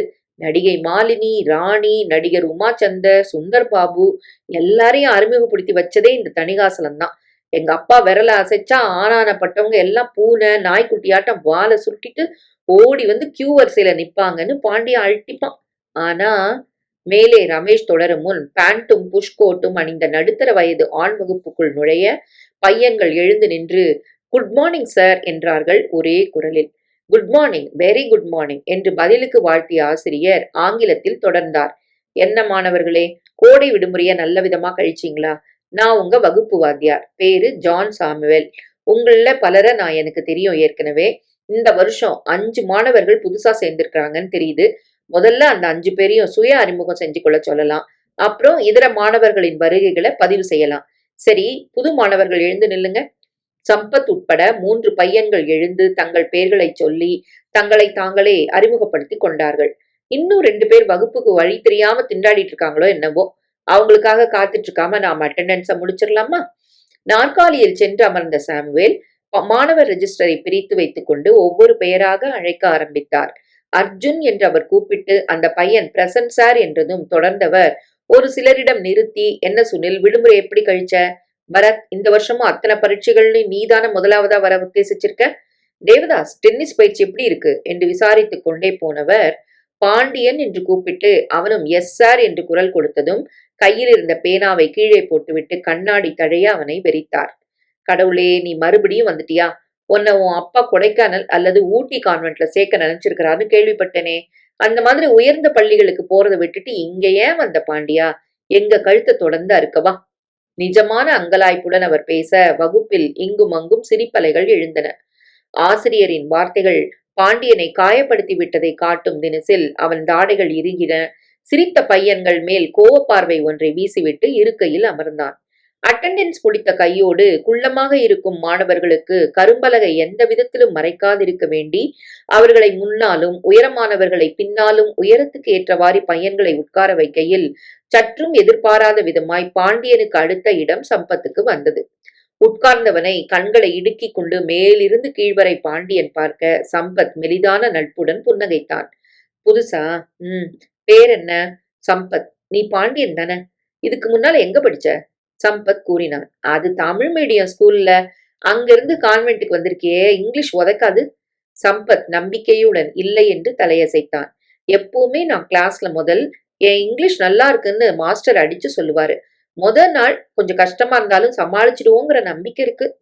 பாண்டியன் அவன் தொடையில் தட்டி பாராட்டாய் சிரித்தான். குட். இப்படி தன்னம்பிக்கையோட பேசுறவங்களத்தான் எனக்கு பிடிக்கும். பொம்பளை மாதிரி பயந்துட்டு இருக்கவங்க ஐ ஹேட் தம். அதுவும் நீ கிளாஸ்ல எப்பவும் ஃபர்ஸ்ட்னு சொல்ற. நீ என் பக்கத்துல உட்கார்ந்துருக்கிறது என் அதிர்ஷ்டம் தான். பாடத்துல அப்பப்ப ஹெல்ப் பண்ணுவல. எனக்கு தெரிஞ்சதை உனக்கு சொல்லித்தரேன். தேங்க்ஸ்டா என்ற பாண்டியன் பையிலிருந்து ஒரு சாக்லேட் எடுத்து ஆசிரியர் பார்க்காமல் பிரித்து அவனிடம் நீட்டினான். வேணாம் பாண்டியா, மாஸ்டர் பார்த்தா திட்டுவாரு. பார்த்தா தானே. ஆனாலும் இந்த வாத்தியார் என்ன ரொம்பத்தான் மட்டம் தட்டிட்டார் சம்பத். அதுக்கு சில மடையங்களும் சிரிச்சாங்கல்ல, அவங்கள. பாண்டியன் பேசிக் கொண்டிருக்கும் போதே இடைவேளைக்காக மணி ஒலிக்க கூட்டமாய் பையன்கள் எழுந்து வெளியில் சென்றார்கள். பாண்டியனின் சகாக்கள் அவனை சூழ்ந்து கொண்டார்கள். வெளியே வரல? நான் வரல, நீங்க போயிட்டு வாங்க என்று அவர்களை வலுக்கட்டாயமாக பாண்டியன் அனுப்பினார். சம்பத்தை பார்த்து நீ போலியா என்றான். தண்ணி கிண்ணி குடிக்க பாத்ரூம் போக. ஏன் போய்தான் ஆகணும்னு ஏதாவது சட்டமா? சட்டம் ஒண்ணும் இல்ல, நீ தாராளமா இங்கே இரு.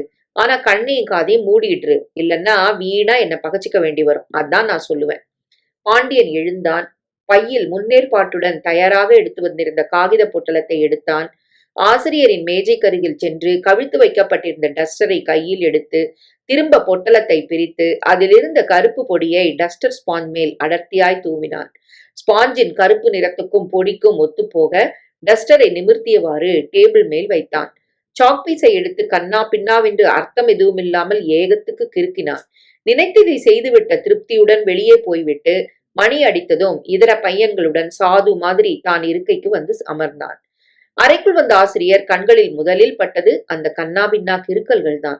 யார் செஞ்ச காரியம் இது என்று அதட்டலாய் கேட்டு ஒருவரும் பதில் கூறாது போக தானே டஸ்டரை எடுத்து வேகமாய் துடைக்க முற்பட ஸ்பாஞ்சில் ஒட்டி கொண்டிருந்த மிளகுத்தூள் காற்றில் பறந்து அவருடைய கண்களிலும் மூக்கிலும் ஏறிக்கொண்டது. சில நொடிகள் என்ன ஏது என்று புரியாமல் சாம்வேல் விழித்தார். பின்னர் அடுக்கடுக்காய் எழுந்த தும்மல்களை சமாளிக்க முடியாமல் தும்ம முற்பட்டதும் வகுப்பில் சிரிப்பு ஓசையை அடக்க முடியாமல் போனது.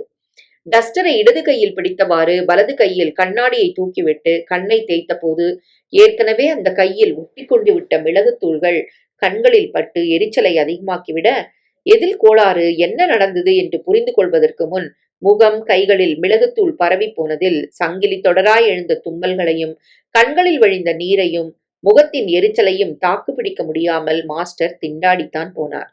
10 நிமிடங்கள் போல அப்படியே தவித்து பறந்துவிட்டு இனியும் ஒரு கோமாளி போல மாணவர்கள் முன் நிற்பது வேண்டாம் என்று அவசரமாய் அவர் வெளியே போக சில தைரியசாலி மாணவர்கள் இது நாழிகை பார்த்த காமெடி சீனின் வேடிக்கை தாழாத மாதிரி வயிற்றை பிடித்து கொண்டு உறக்க சிரிக்க முற்பட்டார்கள்.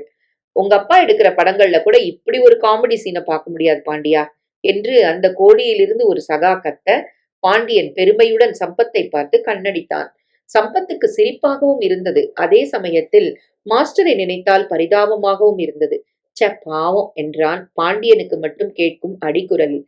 என்ன பாவம், வீணா என்ன சீண்டுனாரு, வாங்கி கட்டிக்கிட்டாரு. இதுல பாவ புண்ணியம் பாக்குறது எதுக்கு? ஆமா, நான் யாருன்னு உனக்கு தெரியுமா? சொல்லு என்பது போல சம்பத் மௌனிக்க பாண்டியன் கண்களில் பெருமை வெளிச்சம் போல பேசினான். தணிகாச்சலத்தோட ஒத்த பிள்ளை, only son of the great Thanikachalam. Maruti productions எங்களோடது தான். தோ இப்ப உட்கார்ந்துட்டு இருக்குமே, இந்த கட்டடத்தை கட்டி தந்தது எங்க அப்பா தான். எங்க அப்பன் தர்ற காசு வேணும், ஆனா அவர் பிள்ளைக்கு மதிப்பு மரியாதை தரமாட்டாங்க. இதெல்லாம் நம்ம கிட்ட நடக்காது. மாஸ்டர் கவனிச்சாச்சு.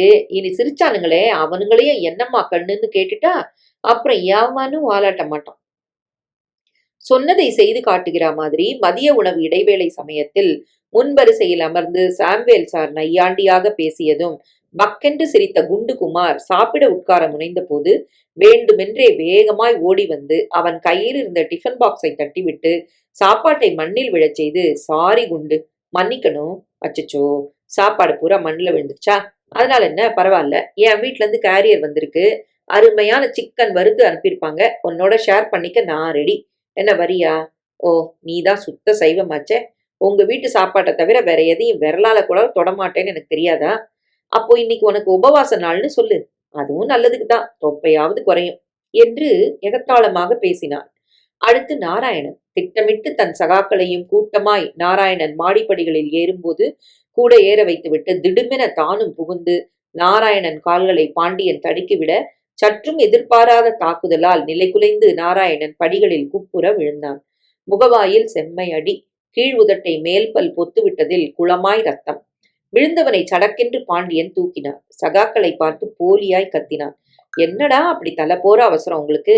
நிதானமா படியேறி கிளாஸுக்கு போனா என்ன? இப்ப பாருங்க என்ன ஆயிடுச்சுன்னு.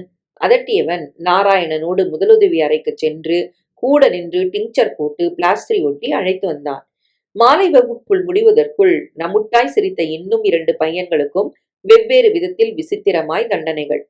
அத்தனையையும் வாயை திறக்காமல் பார்த்து கொண்டிருந்த சம்பத் இவனை நினைத்து ஆத்திரப்படுவதா, இல்லை சொன்னதை முடித்து காட்டிவிட்டான் என்று பெருமை கொள்வதா என்று புரியாமல் குழம்பித்தான் போனான்.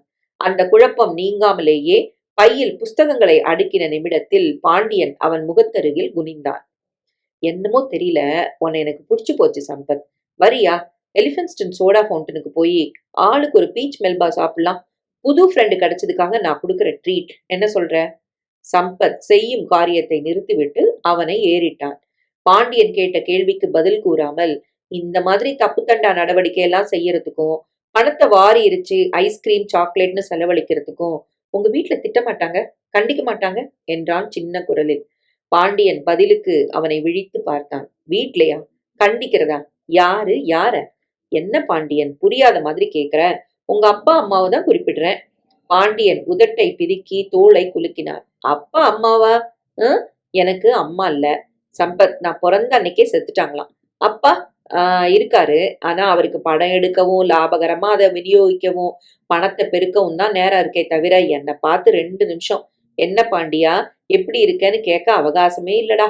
அப்புறம் விவரிக்க தெரியாத ஊனம், காயத்துடன் பாண்டியன் பேசுகிறா மாதிரி பட, இனிமேல் இவனை எக்காரணத்துக்கும் வெறுக்க முடியாதோ என்றே சம்பத்துக்கும் தோன்றியது. "என்ன தம்பி யோசனை? தட்டுல வச்ச சோறு அப்படியே இருக்கு. சோற்றையும் குழம்பையும் துழாவியபடி பாண்டியனை பார்த்த சிந்தனையிலிருந்து மீளாதிருந்த சம்பத், "அம்மா" என்று அழைத்தான். கலைந்திருந்த அவன் முடியை அம்மா ஒதுக்கிவிட்டாள். "என்ன கண்ணா, என்ன யோசனை? என்கிட்ட சொல்லக்கூடாதா?" "இல்லம்மா, இன்னைக்கு ஸ்கூல்ல சந்திச்ச பாண்டியன் பத்தி உங்ககிட்ட சொன்னேன்ல." "சொன்னதான். வெளிநாட்டுக்கார்ல வந்து இறங்குனான், எல்லார்கிட்டயும் அடாவடியா நடந்துக்கிட்டான்னு சொன்னியே, அவன்தானே?" "ஆ, அவன்தான். ஆனாம்மா, அவன் கடைசியா என்ன சொன்னான் தெரியுமாம்மா? இப்படிலாம் முரட்டுத்தனமா நடந்துக்கிறியே, உங்க வீட்டு பெரியவங்களுக்கு தெரிஞ்சா கோச்சுக்க மாட்டாங்களா? கண்டிக்க மாட்டாங்களான்னு நான் கேட்டதுக்கு, எங்க அப்பாவுக்கு படம் எடுக்கவும், பணம் பண்ணவும் தான் பொழுது இருக்கு. என்ன கவனிக்க கண்டிக்க ஏது நேரம்? எங்க அம்மா நான் பொறந்த அன்னைக்கே செத்துட்டாங்கன்னு சொன்னப்போ, என்னமோ எனக்கு அவன் மேல இருந்த கோவம்லாம் மறைஞ்சிருச்சும்மா. பாவம்னு மட்டும் தோணுச்சு." அவன் கூறியவற்றை கூர்ந்து கேட்ட சாரதா, தன் பங்குக்கு 2 தரம் சூள் கொட்டி, தன் அனுதாபத்தை பாண்டியனுக்கு தெரிவித்தாள். "அட கஷ்டமே! தாயில்லா பிள்ளையா? என்ன வேதனை தம்பி இது!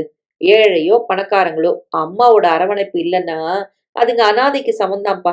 பெத்தவன்னு ஒருத்தி இருந்தாத்தான் நல்லது கெட்டதை எடுத்து சொல்லுவா. கண்டிக்க வேண்டிய சமயத்துல கண்டிச்சு, அரவணைக்கிறப்போ அரவணைச்சுப்பா. எத்தனை பணம், காசு இருந்து என்ன? தாயில்லா குறைய எது ஈடுகட்ட முடியும்? பொதுவா புருஷங்களுக்கு வெளி வேலையில தான் கவனம் போகும். வீட்ட, குழந்தைகள நல்ல விதமா காபந்து பண்றது தாயார் தானே!" கையில் எடுத்த சோற்று உருண்டையை கீழே போட்டுவிட்டு சம்பத் கேட்டான். "ஏம்மா, அப்படின்னா பாண்டியன் முரட்டுத்தனமா நடந்துக்கிறதுக்கு வீட்ல அம்மான்னு ஒருத்தர் இருந்து நல்லது கெட்டதை சொல்லிக் கொடுக்காததான் காரணமா?" "கட்டாயம் அதுவும் ஒரு காரணம் தான் தம்பி. எங்க அப்பாவுக்கு என்னை கவனிக்க நேரம் ஏதுன்னு அவனே வருத்தப்பட்டுக்கிட்டான்னு சொன்னியே, பணத்தை கொடுத்து வேலைக்காரங்கள வச்சிரலாம். ஆனா அவங்க அக்கறையா, அன்பா கவனிச்சுப்பாங்கங்கிறது என்ன நிச்சயம்? அதுவும் கொஞ்சம் பிடிவாதம் பிடிக்கிற பிள்ளைன்னா ஒரு தரம் சொல்லி பார்ப்பாங்க. கேட்காட்டி எனக்கு என்னாச்சு போன்னு ஒதுங்கிருவாங்க. ஆமா, உன் சிநேகிதன் வீட்ல தாத்தா, பாட்டி, அத்தைன்னு உறவுக்கார மனுஷங்க கூடவா இல்ல?" சம்பத் உதட்டை பிதுக்கினார். "தெரியாதும்மா.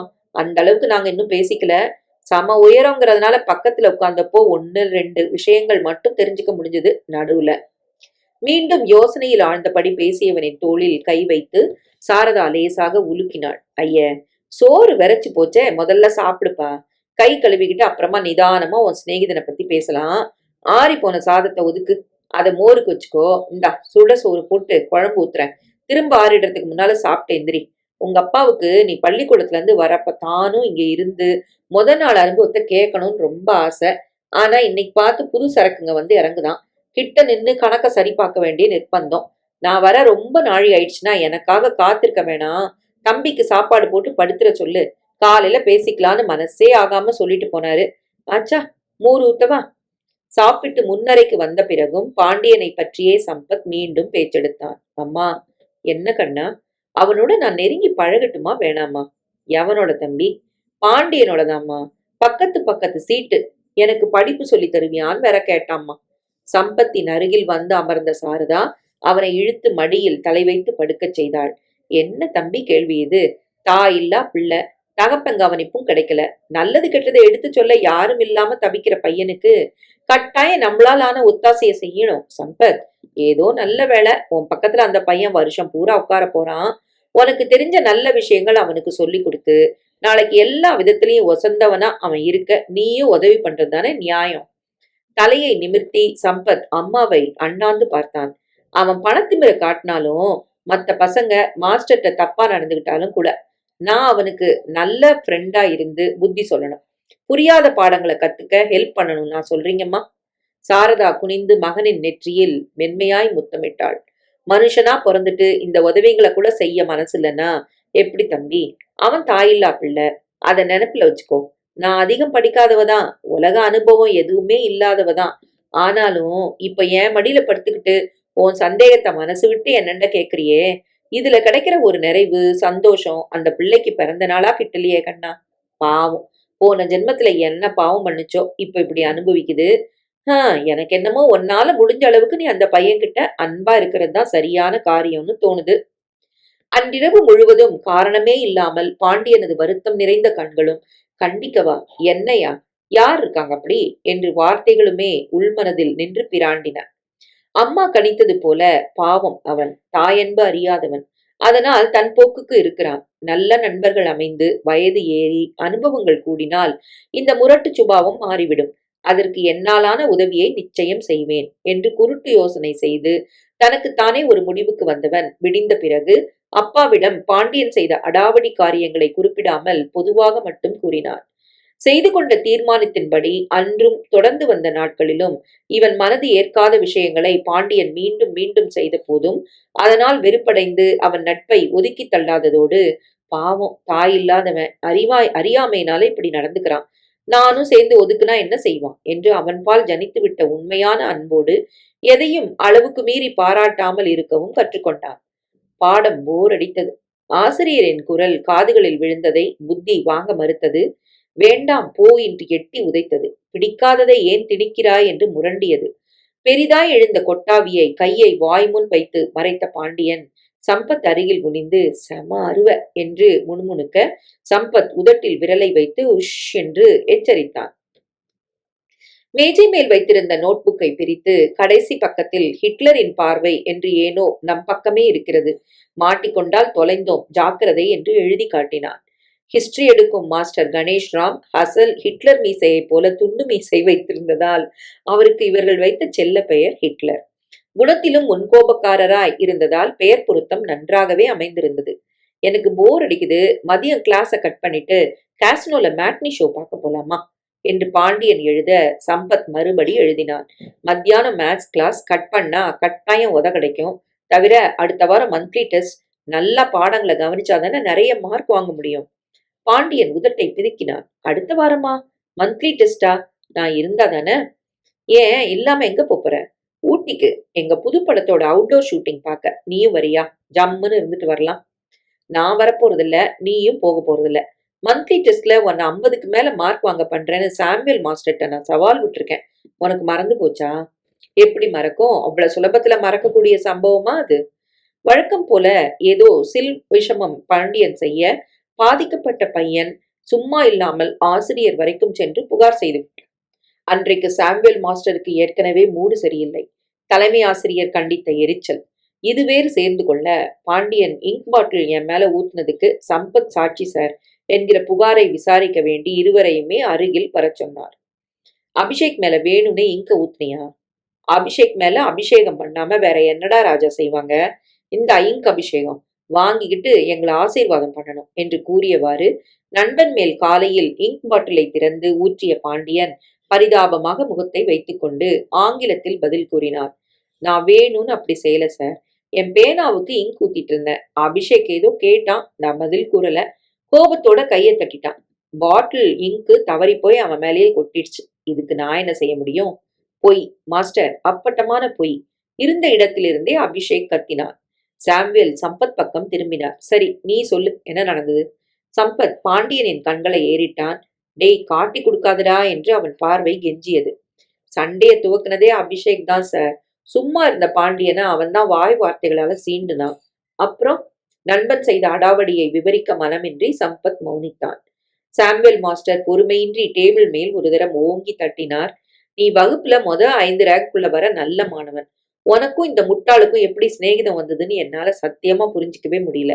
அருகில உட்கார ஒரே காரணம்னா உங்களை பிரிச்சு உட்கார செய்யறதை தவிர எனக்கு வேற வழி இல்ல. நல்ல பையனான நீ இந்த முரடனோட சேர்ந்து வீணாவறத நான் இனியும் பொறுக்க முடியாது. ஆசிரியர் முடிக்கும் முன் சட்டென்று சம்பத் குறுக்கிட்டான். மன்னிக்கணும் சார், பாண்டியன் முட்டாள்னோ முரடனோ நான் நிச்சயம் நினைக்கல. காலாண்டு அரையாண்டு தேர்வுகள்ல வெத்து பேப்பரை கொடுத்து முட்டைகளை மார்க்கா வாங்கினவன் முட்டாள் இல்லாம அதிபுத்திசாலியா? எதையும் எழுதாம வெத்து பேப்பரை கொடுத்தாதான் சார் பாண்டியன் மார்க் வாங்கல சார். படிச்சு எழுதுனா நிச்சயம் 50ஆவது வாங்குவான் சார். சாமுவேல் மாஸ்டர் கண்களை இடுக்கி கொண்டு அவனை பார்த்தார்.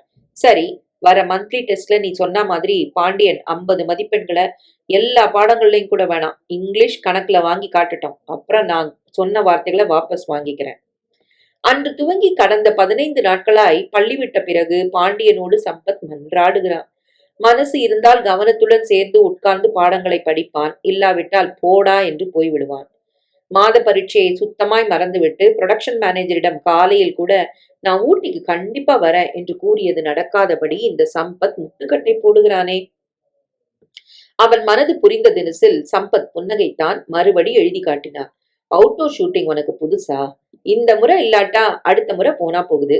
மந்த்லி டெஸ்டும் அதுல நீ நல்ல மார்க் வாங்குறதும் மாஸ்டர் சாரின்னு சொல்றதும் முக்கியம் இல்லையா? முக்கியம்தான். பின்ன யார பார்த்து முட்டாள் முரடன்கிறார் அந்த மாஸ்டர்? மொத்த வகுப்பு நடுவுல என்ன மட்டம் தட்டினவரு அவங்க முன்னாலேயே மன்னிப்பு கேட்கறதுங்கிறது சாதாரண விஷயமா? மே மாசத்துல கொடைக்கானல்ல ஹிந்தி பட ஷூட்டிங் இருக்கு. நம் ப்ரொடக்ஷன் மேனேஜர் சொன்னாரே, அது இன்னும் ஜாலியா இருக்குமே. ஒரு முடிவுக்கு வந்துவிட்ட பாண்டியன், சரி உன் இஷ்டம், ஆனா மே மாசம் கொடைக்கானலுக்கு நீயும் என்னோட வரணும், சம்மதமா? பதிலுக்கு எதுவும் எழுதாமல் புன்னகைத்து சமாளித்த சம்பத் கவனத்தை வாத்தியாரிடம் செலுத்த லேசாய் கவிழ்ந்தா மாதிரி உட்கார்ந்த பாண்டியன் டெஸ்கில் இருந்த வறுத்த கடலைகளை மாஸ்டர் பார்க்காமல் மெதுவாக தின்ன முற்பட்டான். அன்று மாலையில் இருந்தே தீவிர டியூஷன் ஆரம்பமாயிற்று. பள்ளி விட்டு 1 மணி நேரத்துக்கும் மேலாய் மரத்தடியில் அமர்ந்து கணக்குகளை போட்டு பார்த்தார்கள். ஆங்கில பாடங்களை படித்தார்கள். பாண்டியன் சோம்பேறியை தவிர அறிவில் குறைந்தவன் இல்லை. இப்போது ஆசிரியரை மன்னிப்பு கேட்க வைத்துவிட வேண்டும் என்கிற வைராக்கியம் எழுந்துவிட்டதன் காரணமாய் அலுப்பு சலிப்பை மூட்டை கட்டி வைத்துவிட்டு சம்பத்தின் உற்சாகமான தூண்டுதலோடு செயல்பட்டதில் எதிர்பார்த்ததை விட நன்றாகவே பாடங்களில் தேர்ச்சி பெற முடிந்தது. முதல் நாள் அன்று பள்ளியை விடவே 6 மணி போல ஆகிவிட சம்பத் என்ன மறுத்தும் கேளாமல் தன் காரில் ஏற்றி அவன் வீட்டுக்கு சென்றான். வாசலோடு இறக்கிவிட்டு செல்லாமல் உள்ளே இறங்கி போய் கவலையுடன் மகனை இன்னமும் காணோமே என்று உள்ளுக்கும் வாசலுக்கும் அலைந்து கொண்டிருந்த சாரதாவிடம், சாரி ஆண்டி, எனக்கு டியூஷன் சொல்லி கொடுத்ததுல சம்பத் வர நாழி ஆயிடுச்சு என்று ரொம்ப நாள் பழகினவன் மாதிரி சமாதானம் சொன்னான். சம்பத்துக்காக எடுத்து வைத்திருந்த ரவா உப்புமாவை 2ஆக பகிர்ந்து இருவருக்கும் அளித்து காஃபி கலந்து தந்ததை ருசியுடன் சாப்பிட்டு, நாளைக்கும் வந்தா என்ன டிஃபன் செஞ்சு தருவீங்க ஆண்டி என்று கேட்டு விடைபெற்ற மறுநாள் திரும்ப அவர்கள் வீட்டுக்கு வந்து அந்த ஒண்டு குடித்தனத்தையோ ஃபேன் கூட இல்லாத புழுக்கத்தையோ தெரு கொள்ளாமல் தன் வண்டி நிற்பதை மற்ற குடித்தனக்காரர்கள் கண்ணால் ஏறிடுவதையோ லட்சியம் பண்ணாமல் சாரதா மெனக்கெட்டு செய்து வைத்திருந்த மைசூர் பாக் வெங்காய பஜ்ஜியை சுவைத்து இன்னும் வைங்க ஆண்டி என்று கூச்சப்படாமல் கேட்டு சாப்பிட்டான்.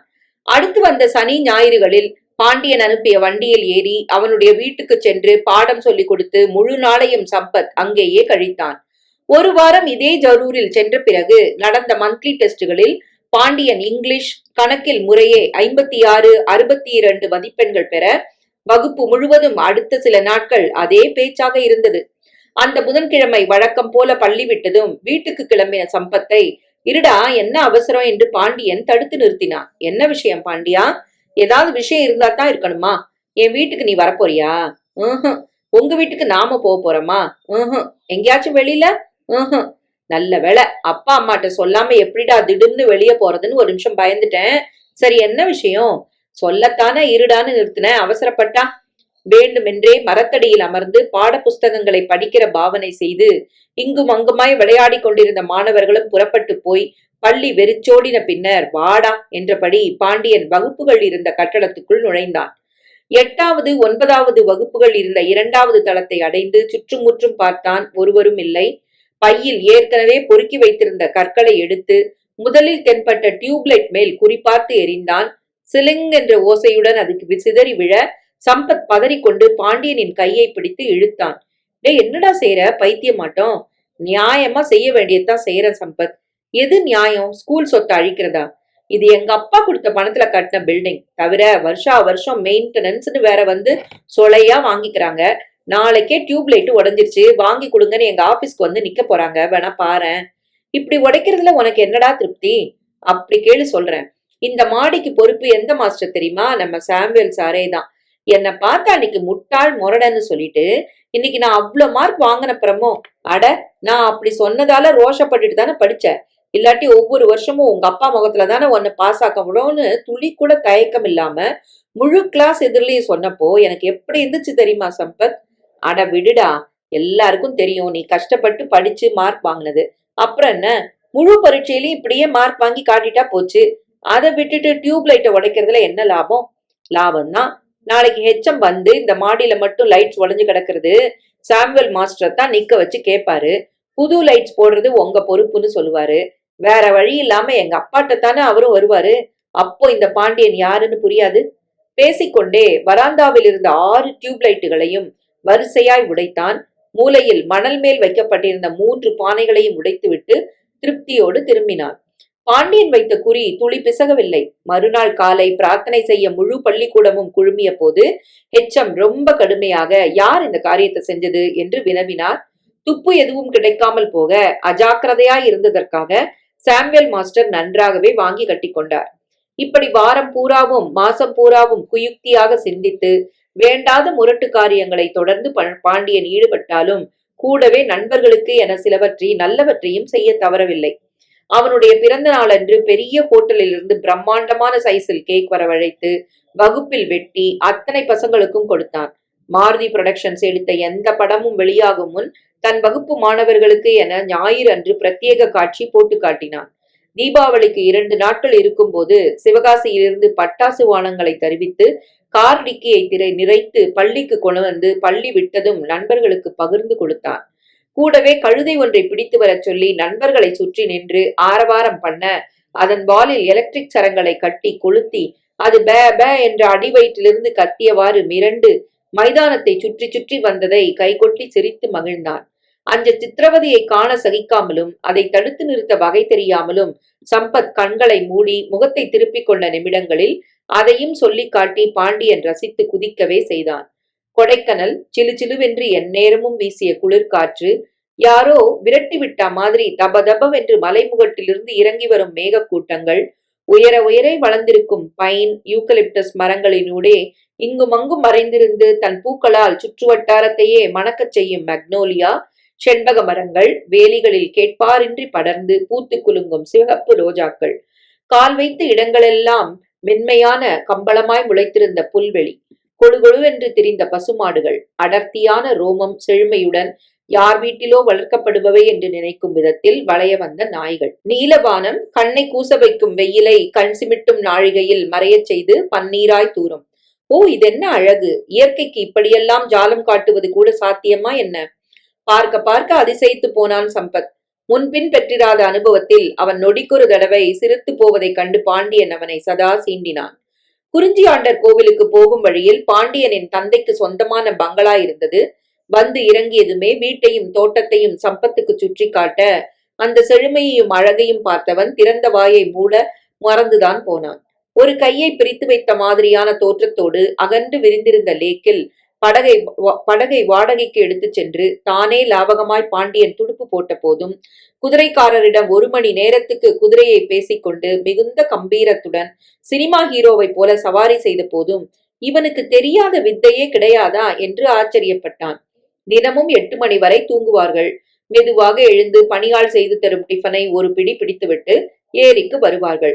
மனதிருந்தால் படகில் சவாரி போவார்கள். இல்லையென்றால் சோளம் சுட்டு விற்பதை வாங்கி கடித்தபடி நிதானமாக ஏரியை சுற்றி நடப்பார்கள். பிரையன் பூங்காவில் நுழைந்து விதவிதமான செடி மரங்களை பார்ப்பார்கள். வெளியே விற்கும் பஞ்சு மிட்டாயை வாங்கி தின்று கலர் குடிப்பார்கள். ஒரு நாள் கோக்கஸ் வாக் என்னும் இடத்துக்கு சென்று மலைமுகட்டை சுற்றி விசேஷமாக போடப்பட்டிருக்கும் பாதையில் நடந்தபடி கீழே தொலை தூரத்தில் தெரிந்த இடங்களை சுட்டிக்காட்டி அது தேனி, இது பெரிய குளம் என்று பாண்டியன் காட்டினான்.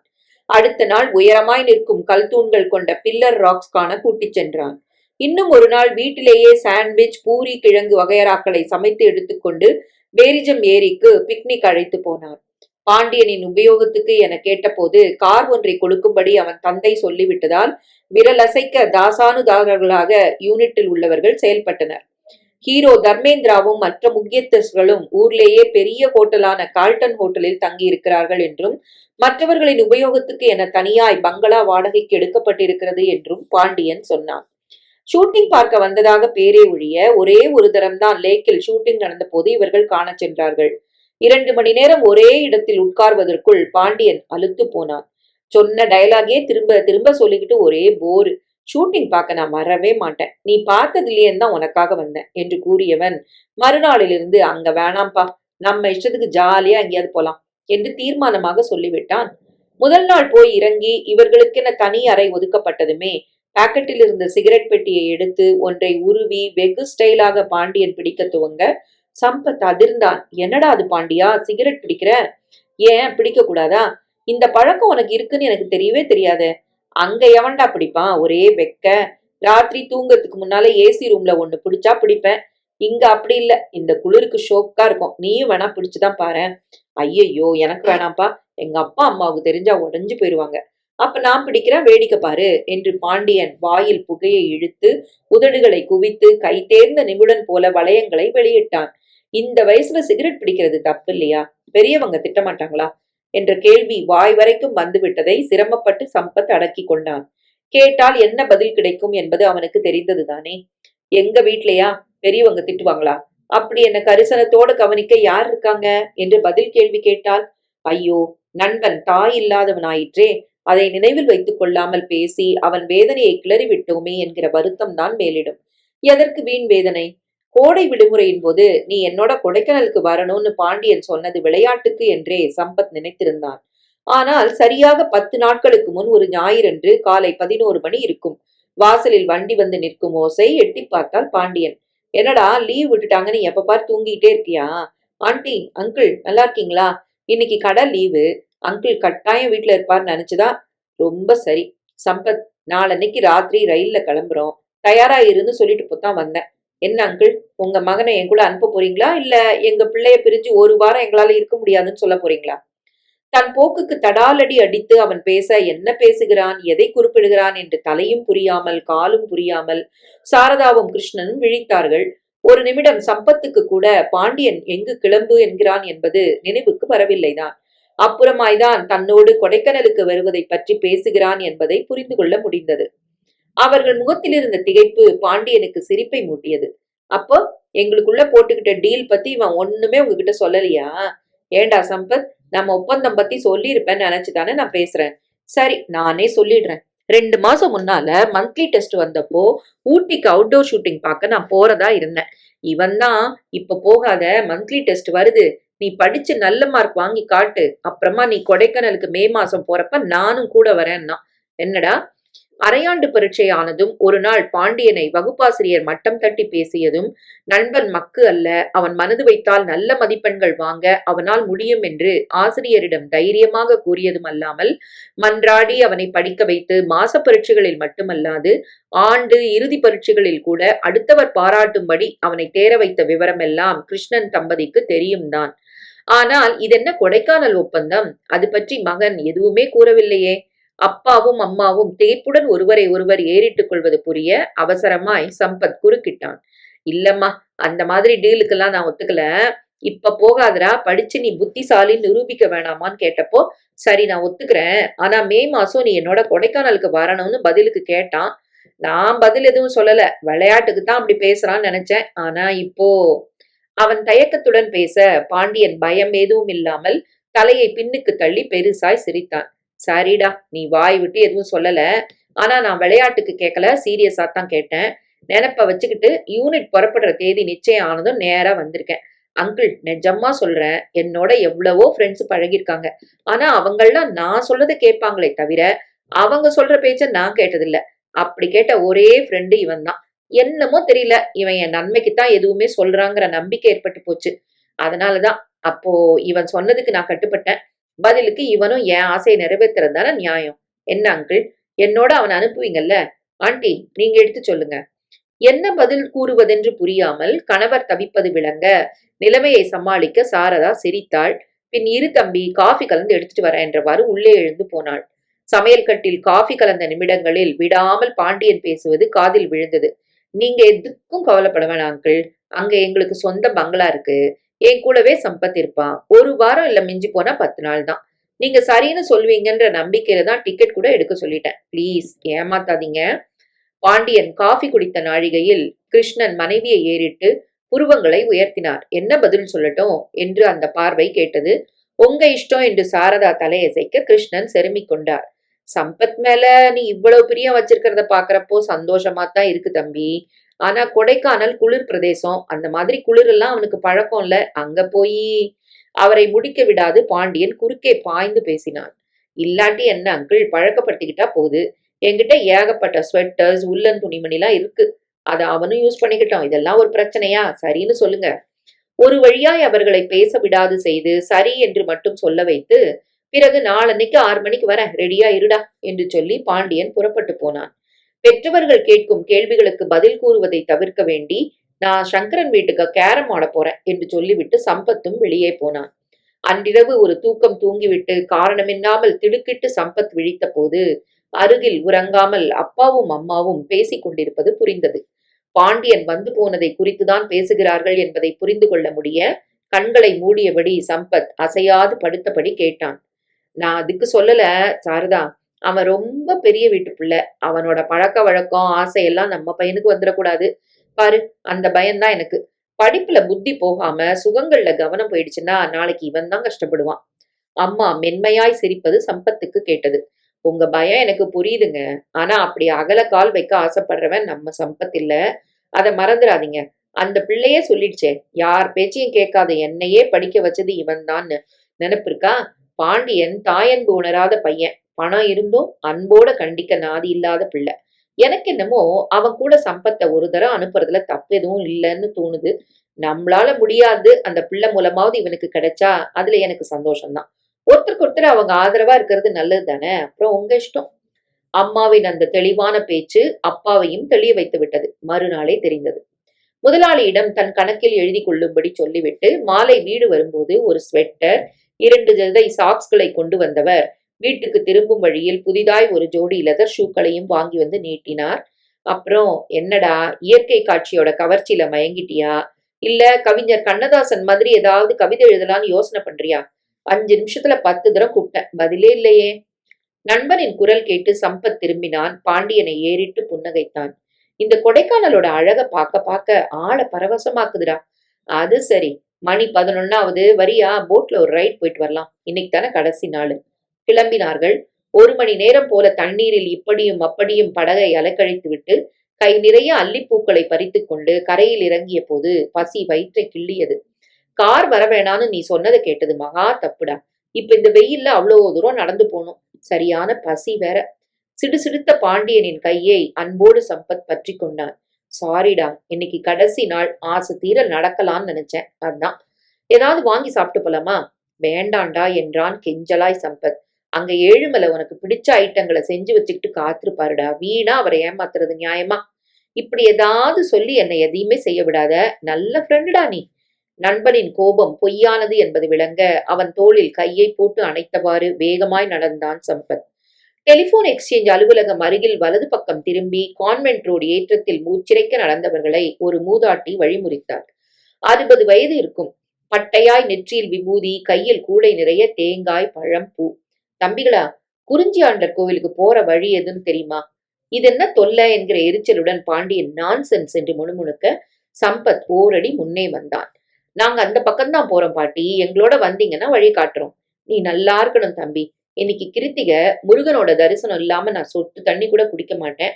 என் கூட வந்தவங்க தோ வரேன் அதோ வரேன்னு போக்கு காட்டிட்டு கடைசியில நாங்க வரல, நீ வேணா போன்னு கைய விரிச்சிட்டாங்க. தள்ளாமை பசியுடன் அந்த மூதாட்டி பேச இது நாழிகை இல்லாத வக்ரகுணம் பாண்டியனுள் தலை தூக்கி கண்களை பளபளக்க வைத்தது. நடக்க ஆரம்பித்தவளை கையை தொட்டு நிறுத்தினான். இருங்க பாட்டி. ஆமா, நீங்க என்ன ஊருக்கு புதுசா? ஆமாம்பா, இந்த ஊருக்கு நேத்து தான் வந்தோம். மதுரை பழனி தரிசனம் பண்ண வந்தவங்க. வழியில இங்கேயும் ஒரு நாள் தங்குறோம். அதான பார்த்தேன் என்ற பாண்டியன் கண்களை இடுக்கிக் கொண்டு சம்பத்தை ஏறிட்டான். ஏண்டா, வயசான ஒன்னும் தெரியாத அப்பாவிங்களை இப்படி ஏமாத்துற?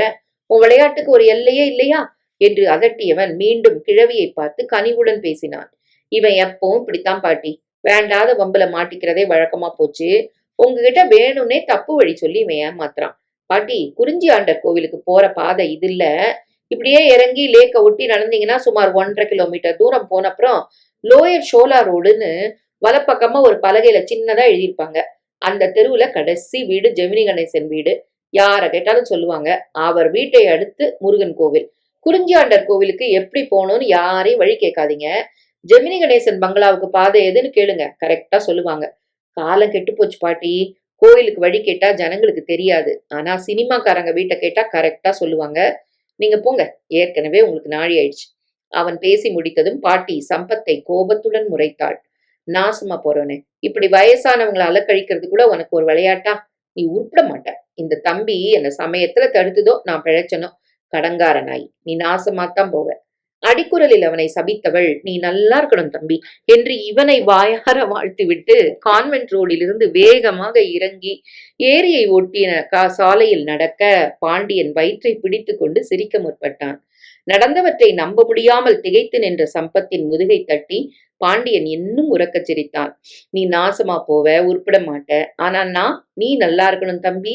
அந்த கிழவி குரலிலேயே பேசினவன் தொடர்ந்து சிரித்தான். இது ரொம்ப தப்பு பாண்டியா. அவங்க வயசானவங்க, காலையில இருந்து ஒன்னும் சாப்பிடலங்கிறாங்க. வெயில் கொளுத்துது. இப்படி வீணா ஏன்டா அவங்கள அலக்கழிக்கிற? இதுல உனக்கு என்ன திருப்தி? திருப்தி தான். ஏமாற காத்திருக்கிறவங்கள ஏமாத்தாம என்ன செய்யறது? ஜெமினி கணேசன் வீட்டுக்கு சரியாத்தானே வழி சொல்லியிருக்கேன். அப்புறம் அவங்க ஏன் கோச்சுக்கணும்? கூடவே சின்னதா அடுத்தது கோயில்னு சொன்னதுதான் பொய். ஓஹோ, டேய், ஜோக்க ரசிக்க கத்துக்கடா. தன் வெற்றியை நினைத்து குலுங்கி குலுங்கி சிரித்தபடி பாண்டியன் நடக்க சம்பத் அதிர்ச்சி மாறாமல் அவனை தொடர்ந்தான். அவ்வளவு தூரம் நடந்தப்புறம் தான் ஏமாத்தப்பட்டுட்டோம் தெரிஞ்சா அந்த கிழவி உன்னை எப்படி வயிறறிஞ்சு சபிப்பாங்க தெரியுமா? சபிக்கட்டுமே, பெரிய ரிஷி பத்தினி, சாபம் உடனே உடனே பலிக்கிறதுக்கு. இப்ப கூட உன்னை சபிச்சுட்டும் என்ன வாழ்த்திட்டும் தானே போறாங்க. போடா ஃபூல். இதெல்லாம் ஒரு விளையாட்டு தானே. என்ன கிக்கு! அடேங்கப்பா, எங்க அப்பா சாப்பிடுற முழு பாட்டில் விஸ்கியில கூட இப்படி ஒரு கிக்கு சத்தியமா கிடைக்காதுப்பா. சிரிடா, டேய் சிரிடா. சிரிப்பு மாறாமல் நடந்தவன் கண்களில் தன் பாட்டுக்கு போய்க் கொண்டிருந்த ஒரு தெருநாய் பட குனிந்து கல் ஒன்றை எடுத்து பாண்டியன் குறி தவறாமல் அதன் மேல் வீசினான். பின்னங்காலை கல் பதம் பார்க்க வலி தாளாது ஊளையிட்டுக் கொண்டே ஒரு காலை தூக்கியபடி நாய் ஓடியது பாண்டியனின் சிரிப்பை அதிகமாக்கியது.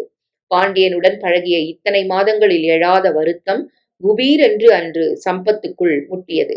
இவன் ஏன் இப்படி இருக்கிறான்? சில சமயங்களில் ஒன்றுமே தெரியாத குழந்தை போலவும், பல சந்தர்ப்பங்களில் மூர்க்கத்தனமும் கோணல் புத்தியும் கொண்டவனாகவும் இருக்கிறான் என்ற கேள்விக்கு பதில் கிடைக்காமல் மௌனமாக நடந்தான் சம்பத். படித்துக் கொண்டிருந்த புத்தகத்தை சம்பத் தள்ளி வைத்தான். ஆங்கில கவிஞர் மில்டனின் பாரடைஸ் லாஸ்ட் கவிதையை படித்து முடித்தாயிற்று. இன்னும் வேறு சில கவிஞர்களின் கவிதைகள் பாக்கி இருக்கின்றன. பொருளாதாரத்தையும் கணக்கையும் முக்கிய பாடங்களாக எடுத்து படிக்க விரும்பும் மாணவனை ஆங்கிலத்தையும் கட்டாய பாடமாக எடுக்க வைத்து ஷேக்ஸ்பியரையும் ஷெல்லியையும் தாமஸ் ஹார்டியையும் படிக்க வைப்பதனால் இந்த பல்கலைக்கழகம் சாதிக்க விரும்புவதென்ன? இலக்கியத்தில் விருப்பம் உள்ளவர்கள் கவிதைகளையும் கட்டுரைகளையும் ரசித்து படிக்கட்டும், சுவைத்து குடிக்கட்டும். வேண்டுமானால் அவற்றில் கரைந்தும் போகட்டும். சரி, அது அவரவர் ஆசை. அந்த செய்கையில் அர்த்தம் இருக்கிறது. ஆனால் இலக்கியம் என்றால் கிலோ என்ன விலை என்று கேட்கும் மாணவனை கூட கட்டாயப்படுத்தி ஆங்கில இலக்கியங்களை படிக்க வைப்பதில் நியாயமில்லையே. துல்லியமாய் எழுதி படித்து பேசும் அளவுக்கு ஆங்கில அறிவு இருந்தால் போதாதா? அதை கொடுக்கத்தான் பாடங்களை ஆங்கிலத்தில் படிக்கிறோமே. அதையும் மீறி இஷ்டமில்லாதவர்களை எல்லாம் கட்டாயப்படுத்தி இலக்கியமும் இலக்கணமும் படிக்கச் சொல்லி, ச, இதனால என்ன பயன்? சம்பத்துக்கு அலுப்பாக இருந்தது. கைவிரல்களை சொடுக்கிக் கொண்டே மரஸ்டாண்டில் இருந்த டைம் பீஸை பார்த்தான். மணி 1. 3 மணி வரையிலுமாவது கண் விழித்து படித்தால்தான் 2வது ரிவிஷனை முடிக்க முடியும். மேஜை மேல் அம்மா வைத்திருந்த பிளாஸ்கை ஓசைப்படாமல் எடுத்தான். கவனத்துடன் மூடியை திறந்து உள்ளிருந்த டீயை மெதுவாக மூடியில் ஊற்றினான். ஆயாசம் நிறைந்த அந்த சமயத்தில் கொதிக்கும் டீயிலிருந்து எழுந்த மனமே புத்துணர்ச்சி தருவதாக இருந்தது. ஒரு தரம் ஊதி டீயை வாய்க்கருகே எடுத்துச் சென்ற நொடியில் சற்று தள்ளி அதே அறையில் ஒரு பக்கமாய் படுத்திருந்த அப்பா இருமுவது கேட்டது. கையில் இருந்த கோப்பையை கீழே வைத்துவிட்டு சம்பத் திரும்பி பார்த்தான். இருமல் அடுக்கடுக்காய் வெளிப்பட்டதில் படுக்க முடியாமல் அப்பா எழுந்திருக்க முயல்வதை பார்த்ததும் சத்தமில்லாமல் நாற்காலியை பின்னுக்கு தள்ளிவிட்டு 4-8 அவரை நெருங்கினான். நெஞ்சு முதுகை நீவி விட்டபோது யாரு என்று கேட்கும் பாவனையில் மூடியிருந்த கண்களை திறந்த கிருஷ்ணன், நீ ஏன்பா சிரமப்படுற என்றார் இருமல் ஊடே. இதுல என்னப்பா சிரமம்? சூடா டீ சாப்பிட்றீங்களா? வேணாம், நீ சாப்பிடு, படிக்கிற பிள்ளை, உனக்கு தான் அது முக்கியம். எனக்கு ஒரு வாய் வெந்நீர் தா போதும். கொதிக்கும் நீரை செம்பில் விட்டு அவர் அருகில் அம்மா வைத்திருந்தது இப்போது சில்லிட்டு போயிருந்தது. வீட்டில் இருப்பது ஒரே பிளாஸ்க். இவனுக்கு டீ போட்டு வைக்க வேண்டி வருவதால் அப்பாவுக்கு வெந்நீர் இல்லை என்பதை நினைக்கையில் சட்டென்று கண்கள் கலங்கின. நாளையிலிருந்து அம்மாவிடம் டீ வேண்டாம், குடித்தால் கொஞ்சம் கூட தூக்கம் வருவதில்லை. 3 மணிக்கு படுத்து 5 மணி வரையிலாவது தூங்கினால்தானே காலையில் சுறுசுறுப்பாய் எந்திருக்க முடியும் என்று ஏதாவது சொல்லி சமாளித்து அப்பாவுக்கு பழையபடி வெந்நீர் போட்டு வைக்க பிளாஸ்கை தந்துவிட வேண்டும். கண்களை 2 தரம் சிமிட்டி ஊறிய நீர்த்துளிகளை கலைத்துவிட்ட சம்பத், வெந்நீர் இல்லப்பா, நான் வேணா சுட வச்சு தரவா என்றதும் அவசரமாய் கிருஷ்ணன் மறுத்தார். பேச்சுக்கு வெந்நீர்னு சொன்னனே ஒழிய சாதாரண தண்ணியே போதும் தம்பி. இந்த வெயில் காலத்துல வெந்நீர் எதுக்கு? அவன் நீட்டிய நீரை குடித்து தொடர்ந்து இருமல் எழுந்து அவன் படிப்பதை தொந்தரவு செய்யாதிருக்க வேண்டி அருகில் டப்பாவில் வைத்திருந்த பனங்கள் கண்டில் ஒரு கட்டியை எடுத்து வாயில் போட்டுக்கொண்டு கிருஷ்ணன் மீண்டும் படுத்தார். நான் விளக்கு போட்டுட்டு இருக்கிறது உங்களுக்கு தொந்தரவா இருக்காப்பா? நான் வேணா சமயக்கட்டுக்கு போய் அவனை முடிக்க விடாமல் கிருஷ்ணன் இல்லை என்று சைகை செய்தார். வாய் திறந்து பேசினால் இருமல் வந்துவிடுமோ என்கிற பயத்துடன் நீ படி என்கிற ரீதியில் கையை மறுபடி அசைத்துவிட்டு சுவரை பார்க்க திரும்பி படுத்தார். நாற்காலியில் வந்தமர்ந்து ஆறி போய்விட்ட டீயை குடிக்கையில் கடந்த 2 வருடங்களாகவே அப்பாவுக்கு உடல்நிலை சரியில்லை என்கிற நினைப்பு எழுந்து அவனை வருத்தப்பட வைத்தது. இவன் 9வது படிக்கும்போது கூட அப்பா எப்போதும் போல திடகாத்திரமாகத்தான் இருந்தார். ஆனால் அடுத்த 1 வருடத்தில் அடிக்கடி சளி பிடிக்க துவங்கி இருமலில் கொண்டுவிட ஆரம்பித்தது. கை வைத்தியமாக ஏதேதோ செய்து குப்போட பார்த்ததற்கு அடங்காமல் இருமல் சங்கிலி தொடராக இருந்ததோடு நமனமவென்று காய்ச்சல் கண்டு கிருஷ்ணன் முடிய மாட்டேங்குது என்கிற முனகலோடு சுருண்டு சுருண்டு படுக்க ஆரம்பித்ததும் தான் பெரிய டாக்டரிடம் கொண்டு காட்ட வேண்டும் என்கிற ஞானோதயமே மற்றவர்களுக்கு தோன்றியது. அப்போது சம்பத் பள்ளி இறுதி ஆண்டில் இருந்தான். முதலாளியின் காரில் வந்து ஒரு நாள் கிருஷ்ணன் வீட்டில் இறங்கினார். கூடவே சாம்பசிவம். அப்பா சோர்ந்து காணப்பட்டார். முன்னரையில் உட்கார்ந்த சாம்பசிவம் சாரதாவை அழைத்து தனிந்த குரலில் பேசினார். சில சமயம் நம்ம எல்லாருக்கும் மூளை மழுங்கித்தான் போயிடுது. போன வருஷமே கிருஷ்ண இருமின் இருந்ததை கவனிச்சேன். என்னப்பான்னு கேட்டா சூட்டு இருமல்னு பதில் சொன்னாரு. உடம்பு இளைச்சா மாதிரி தோணப்புறமும் கேட்டேன். அலைச்சல் ஜாஸ்தி, அக்கா மக கல்யாண ஏற்பாடுகளை கவனிக்க வேண்டியிருக்கு அதான்னு சொன்னாரு. நான் ஒரு மடையன், இல்லைன்னா விஷயத்த அதோட விடுவனா? ஒரு வாரமா கிருஷ்ண உடம்பு நன்னாவே இல்லைன்னு பட்டுது. ஏதோ கெட்ட வேலையிலும் நல்ல நேரம் வழக்கம் போல அவரண்டையே விஷயத்த விடாம எங்க குடும்ப டாக்டர்கிட்ட நானே அனுப்புனேன். எக்ஸ்ரே எடுத்து டெஸ்ட் எல்லாம் பண்ணினதுல வந்து பேசிக்கொண்டே போனவர் கொஞ்சம் நிறுத்த சாரதா பயந்து போனாள். அவங்க உடம்புக்கு என்ன? தயவு பண்ணி என்கிட்ட எதையும் மறைக்காதீங்க. மறைக்கிறதா இல்லம்மா, சொல்லத்தானே நான் வந்திருக்கேன். தைரியமா இருங்க. கிருஷ்ணனுக்கு பயப்படும்படி ஒன்றும் இல்ல. லேசா டிபி இருக்கிறதா டாக்டர் கண்டுபிடிச்சிருக்கிறாரு. அவருடைய கடைசி வார்த்தைகளை காதில் வாங்காமல் சாரதா, ஐயோ டிபியா, முருகா இது என்னப்பா சோதனை என்று வாய்விட்டு புலம்ப, டிபி என்கிற ராட்சதனுடைய கோர பற்களில் அப்பா சிக்கிக் கொண்ட மாதிரி கற்பனை செய்து பார்த்த சம்பத்தும் விசும்ப முற்பட்டான். சாம்பசிவம் குரலை உயர்த்தி அவர்களை அடக்கினார். ஷிஷோ, கொஞ்சம் நிதானமா இருங்கம்மா. அனாவசியமா 4 பேருக்கு இந்த விவரம் தெரியாம இருக்கணும்னா நீங்க இப்போ உங்களை கண்ட்ரோல் பண்ணிக்கணும். இது அந்த காலம் நினைச்சீங்களா டிபினா பயப்படுறதுக்கு? ஸ்டெப்போ பென்சிலின் விடாம 1 மாசம் போட்டுக்கிட்டா வியாதி இருக்கிற இடம் தெரியாம ஓடிடும் தெரியுமா? தைரியமா இருங்கம்மா. சம்பத், என்னடா கிளாஸ்ல ஃபர்ஸ்ட் ரேங்க் வாங்குற பையன் நீ, உனக்கா தெரிஞ்சிருக்கணும் டிபி இப்பெல்லாம் குணமாக்கக்கூடிய வியாதின்னு. அம்மாட்ட எடுத்து சொல்றதை விட்டுட்டு நீயும் அழுதா எப்படிரா? இப்போது கிருஷ்ணன் சன்ன குரலில் தீனமாய் பேசினார். அதெல்லாம் சரி முதலாளி, நாங்க சாதாரணமானவங்க. ராஜ வைத்தியம் பார்க்க வேண்டிய வியாதி எல்லாம் எங்களுக்கு கட்டுப்படியாகுமா? சாம்பசிவம் புன்னகைத்தார். எனக்கு கட்டுப்படியாகுமே. கிருஷ்ணன், உங்களை நான் வெறும் கணக்கு பிள்ளையா மட்டும் என்னைக்காவது நடத்தியிருக்கேனா? என் குடும்பத்துல ஒருத்தரா தானே எத்துன்னு இருக்கேன். அதனால மொத்த வைத்திய செலவும் என்னோடது. இன்னிலிருந்து 3 மாசம் உங்களுக்கு சம்பளத்தோட லீவு.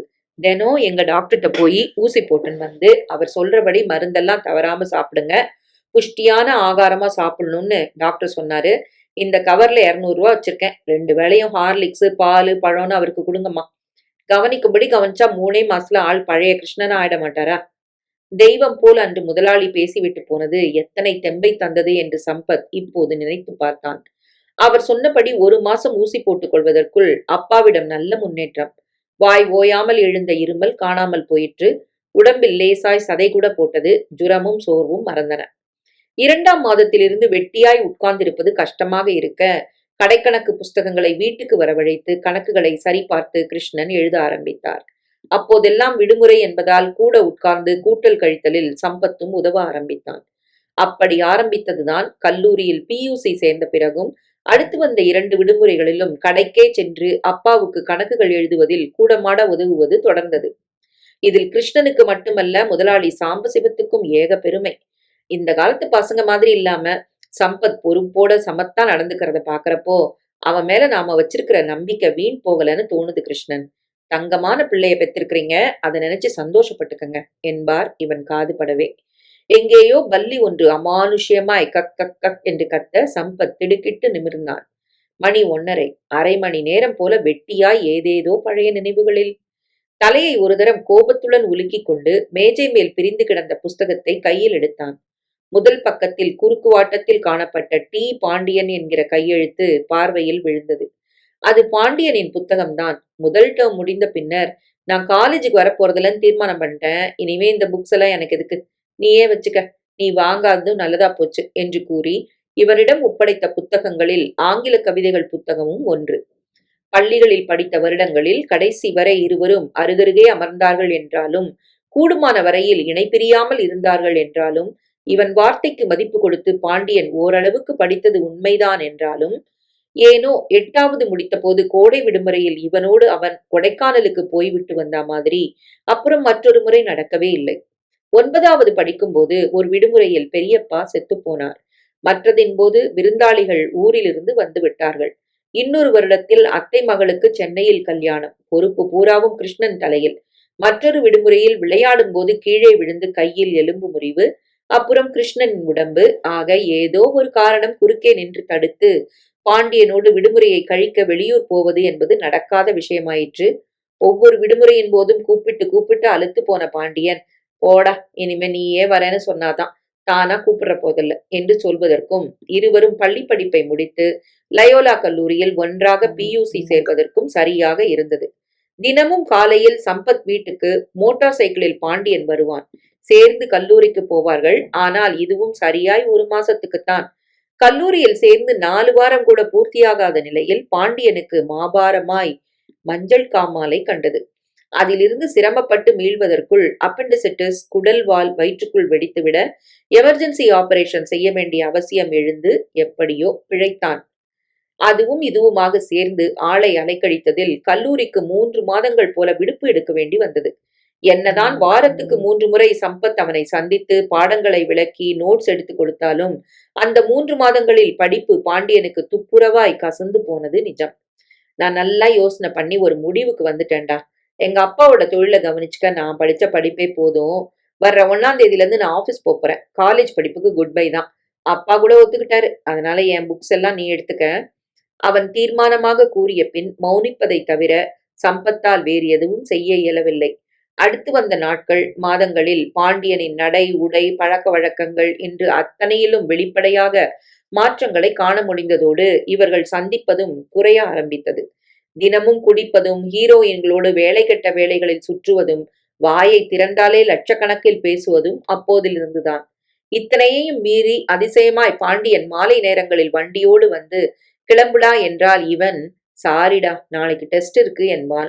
விடுமுறை நாட்களில் சம்பத் அவர்கள் வீட்டுக்கு சென்றால், சின்னையா வெளியே போயிருக்காங்க, எப்போ வருவாருன்னு தெரியாது என்பான் பணியாள் மாமூல் பதிலாக. மனம் இருந்தும் மார்க்கமில்லாத கதையாகி போக, நண்பர்கள் சந்திப்பது இப்போதெல்லாம் மாதம் ஒரு முறை என்றாலே அதிகம்தான். அப்பாவின் இருமல் மறுபடி தீனமாய் ஒலிக்க சிந்தனை வயப்பட்டிருந்த சம்பத் உடம்பு உதற நிமிர்ந்தான். மணி 2. இந்த அழகில் தான் படிப்பது அசாத்தியம் என்பதால் விளக்கை எரியவிட்டு காசை கரியாக்காமல் படுத்து மின்சார கட்டணத்தையாவது மிச்சப்படுத்தலாமே என்கிற எரிச்சல் எழ, படித்தது போதும் என்று தீர்மானித்து புத்தகங்களை மூடி வைத்தான்.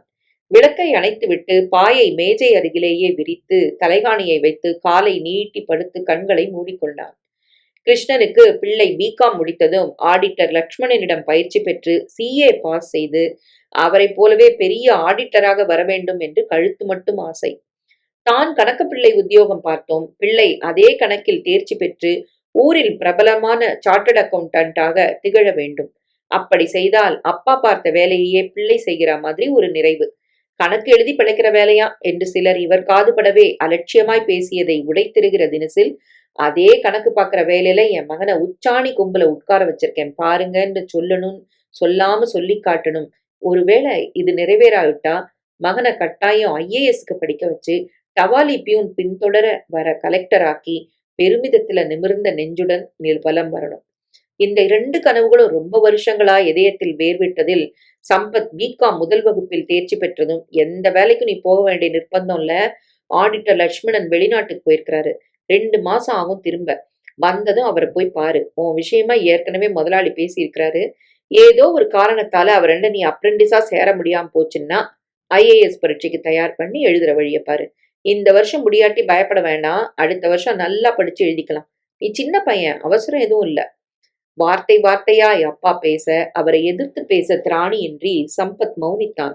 ஆனால் அவர் கடைக்கு போய்விட்ட பிறகு தினமும் அம்மாவிடம் இது சம்பந்தமாய் வாதாடவே செய்தான்.